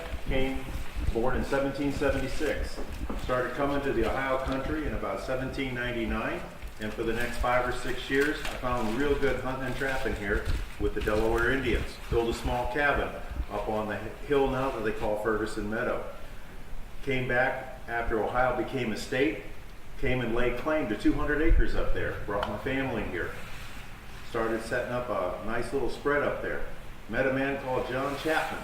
Came to this area. He was already over here. Sold us some apple trees. We were talking with him and we set it up. And living pretty good. Got my family going. Turned the farm over to my son. And by about 1856, I passed away.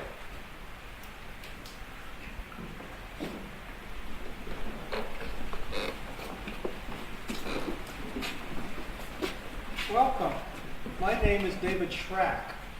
I was born in 1785 in Center County, Pennsylvania. Came here to this valley for the first time in 1817 looking for land. I wanted to move west. Well, I found a beautiful piece of land with a wonderful spring on it. I purchased that land, and in 1819 brought my family here.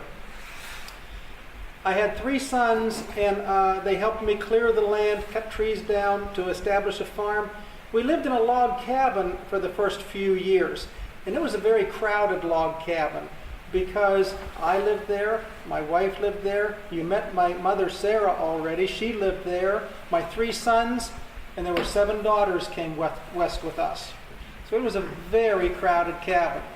Crowded enough that we were very motivated to build a bigger house of our own, and using bricks fired right on the site, in 1822 we built a 3-story house that still stands.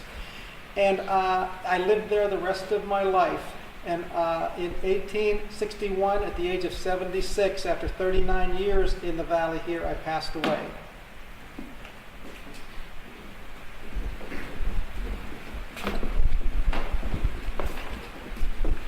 Hello, I'm Mary Swigert Ryder. My father was James Swigert, and he came here to Monroe Township in 1823 from Pennsylvania. I was born on the family farm on Swigert Road, which is about a mile from here, in 1833.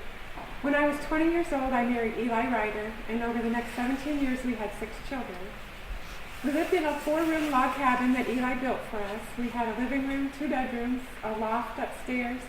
We had a kitchen in the house, although even though I could cook in the house, I tried to cook outside as much as possible. There was less chance of burning the house down that way. And in those days, the leading cause of death in children was disease. And unfortunately, only 2 of my children lived. And I myself died in childbirth when I was only 37.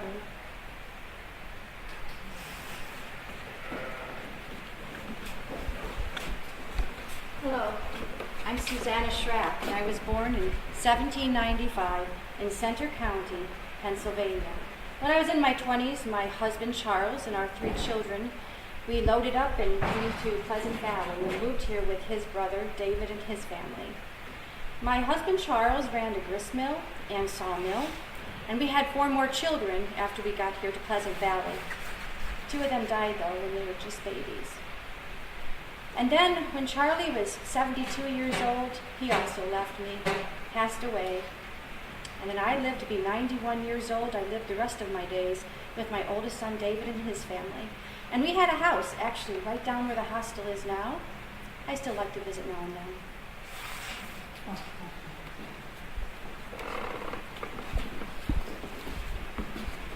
Good evening. I am Elizabeth Ryder. My father was Henry Ryder, and my mother was Mary Zimmerman Ryder.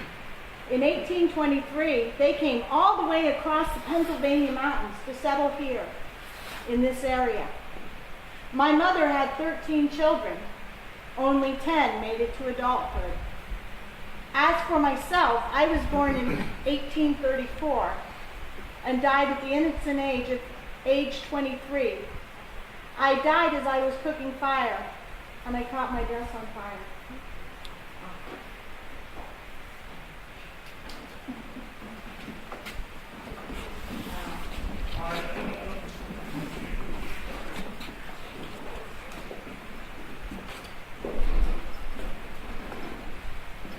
Good evening.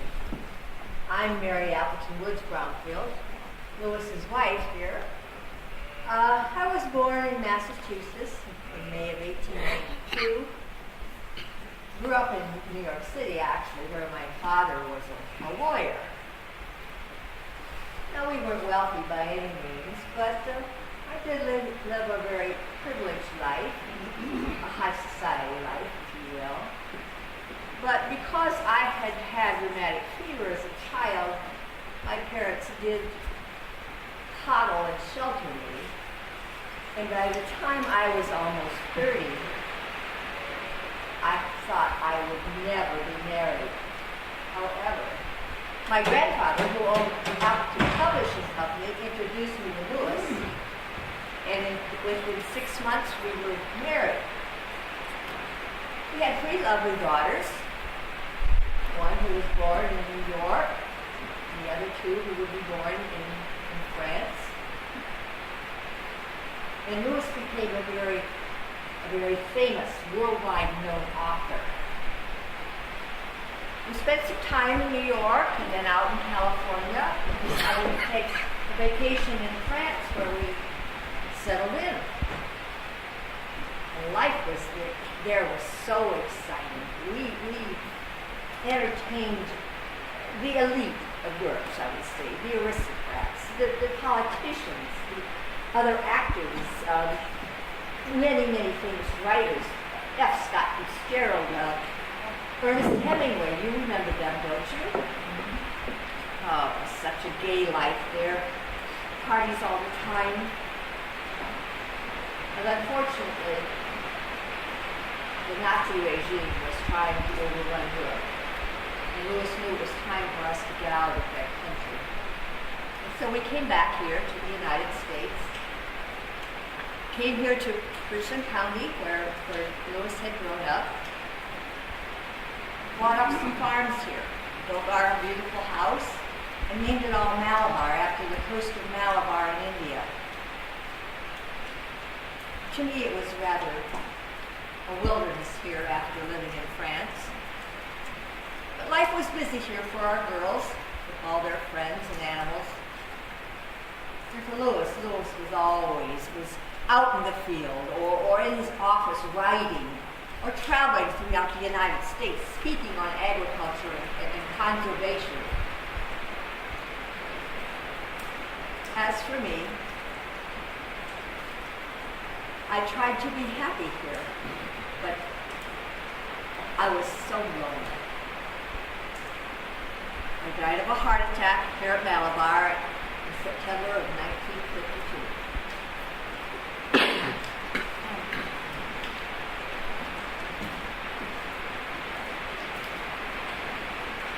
Well, hello.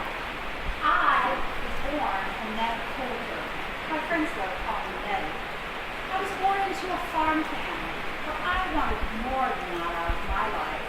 And so I married Charles Brownfield, a banker. But wouldn't you know, he loved the land too. Well, I was determined that my 3 children would have bigger and better things. And so I taught them about the fine arts, good books, and great heart. Well, we had children, and the oldest, Charles Jr., keeps cutting her. Our daughter, Marie, wants to pianist. She's really quite good, but she had horrendous taste in piano. That was a problem. Then there's my Louis. Oh, he became so famous. Well, Charles and I went over to France because we lived there and stayed and spent a period of time. And then when they came back to the valley, over down here, well, we just moved in. And oh, there were so many wonderful things going on, so many famous renowned people in the town. But do you remember those times, don't you, Charlie? What's that? What? Oh, he's got issues. Well, you know, I was Louis' lifelong advisor. I didn't always appreciate that, but it was pretty good. But you know, in the end, he had the last word. I had picked out this beautiful cemetery plot over in Mansfield, underneath the oak tree with a great, big, beautiful grave yard. I'm a horse. But when I died on January 7th, 1937, he buried me here.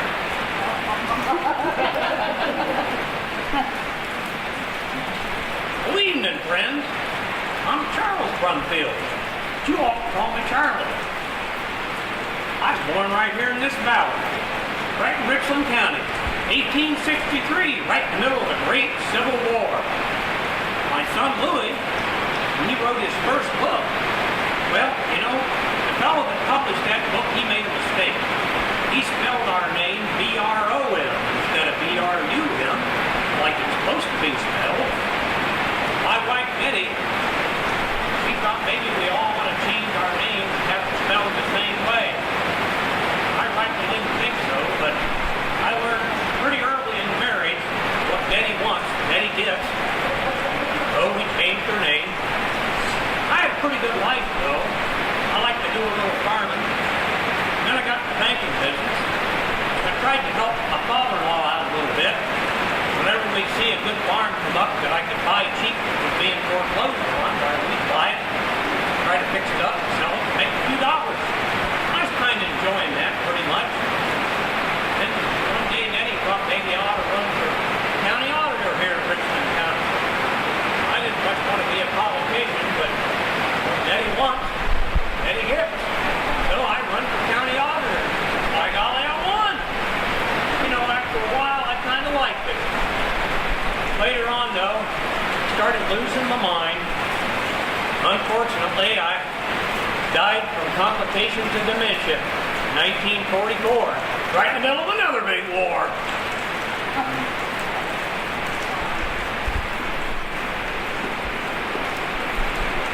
Hello, my name is Marie Coulter Mager. I'm Louis Brownfield's older sister. I was born in August of 1886. My mother was very forceful. Some say she was downright domineering. And she decided for me that I should be a concert pianist. She even bought me a piano before I was born. Well, I did have some success as a concert pianist in New York, but was always overshadowed by my brother, Louis the Ryder. I became ill and died in July of 1936. In 1939, when Louis started Malabar Farm, he had me reburied here. But wouldn't you know, he refused to use my married name. My stone says Marie Coulter Brownfield. He always blamed my husband, Stanley Mager, for interfering with and damaging my musical career.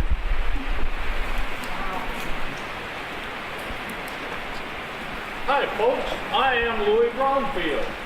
Around here they call me Mr. B or the boss. I should want to welcome you here out here to this Malabar Farm. One nice place, eh? Now let me just tell you a little bit about my background. I was born up in Mansfield, Ohio, December 27th, 1896. I went to school, graduated in 1914 from Mansfield High School. I had a pretty normal childhood. One brother, one sister, one mom, one dad, lived out on 3rd Street. After I graduated from high school, I went to Cornell. We'll study agriculture.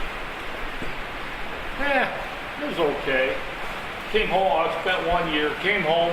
Grandpa Kohler fell off of a wagon load of loose hay. Pretty back real bad. So I stayed out of school and kind of looked after the farm for him. But Mom, she was on my butt all the time. You got to go to school, boy. So I humored her and went up to Columbia. Studied journalism. I didn't like it as much either. Oh, those professors are always living in the past. I want to live in the future. Well, I fixed her. I ran off to France, joined their ambulance corps, driving an ambulance. World War I just started in 1917. Then when the U.S. got in, I went over to them and did more of the same thing, helping take soldiers off the field, driving to the hospital. When the war ended in 1919, I came back to New York City, got a job with the New York newspaper up there. Just a lowly job, classified, started out as, worked my way up, did some sports. Next thing I know, I was a movie script. I like that. I got some awful important people too, I'm telling you. So, I did that, and I started writing. I went there in 1919, and after a couple of years, I was getting kind of bored. I wanted to start a writing career, so I wrote a couple of manuscripts. Didn't get sold to anybody. But in 1923, I wrote a manuscript called The Green Bay Tree, and then The Possession. And you know, they picked up on that.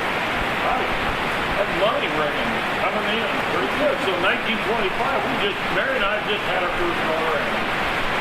We decided we'd go to Cely, France, where I'd seen some of when I was over there during the war. You know what? We ended up staying there in 1938. I wrote 14 books. We lived in a place called the Presbytery. Beautiful old walls, 2 foot thick, cut stone. I was a master gardener. I mean, we were a tall cotton, I'm telling you. I wrote 14 books over there. Then that Adolf Hitler started raiding all kinds of machines and things. I knew it was time to get out of there. So I kind of got some family. We decided to come back here to Pleasant Valley. Now, there's a lot of good memories over here. We came over here in the winter of 1938, bought the Ceely Farm. There's a lot of snow on the ground. I really don't know what I'm getting, but they were all mess. I mean, erosion ditches and everything else could be wrong. It was more than wrong. We set out, resurrecting all that, getting the contour strips in, cutting out the pile up and down the side of the hill, and causing more erosion. This thing started to take off. People started noticing what we were doing with this farm over here. But I was, kind of fundamental farming. I had this guy by the name of George Hawkins. He come watch the checkbook. I wasn't too good at that. Every time my money started getting a little bit low, George comes in and says, "Louis, you got to write another book. We're out of money." So I'd sit down and write another book. Throughout my career, I wrote 33 books. 14 of them over there, and the rest of them over here. We also did 12 screenplays. We developed Ferdinand the Bull for Walt Disney. We were doing quite good. The farm was getting a lot of national attention. I was speaking all over the place, getting a couple honorary doctorate degrees. We were doing good, but you heard Mary passed away early, and my life started kind of getting a little bumpy there in the mid-50s. I'd always smoked and drank a lot.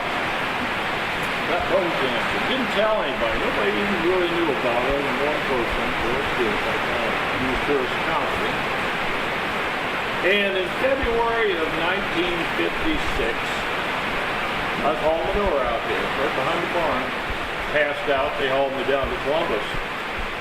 I died March 18th of that doggone stuff. Thank you for hearing my story.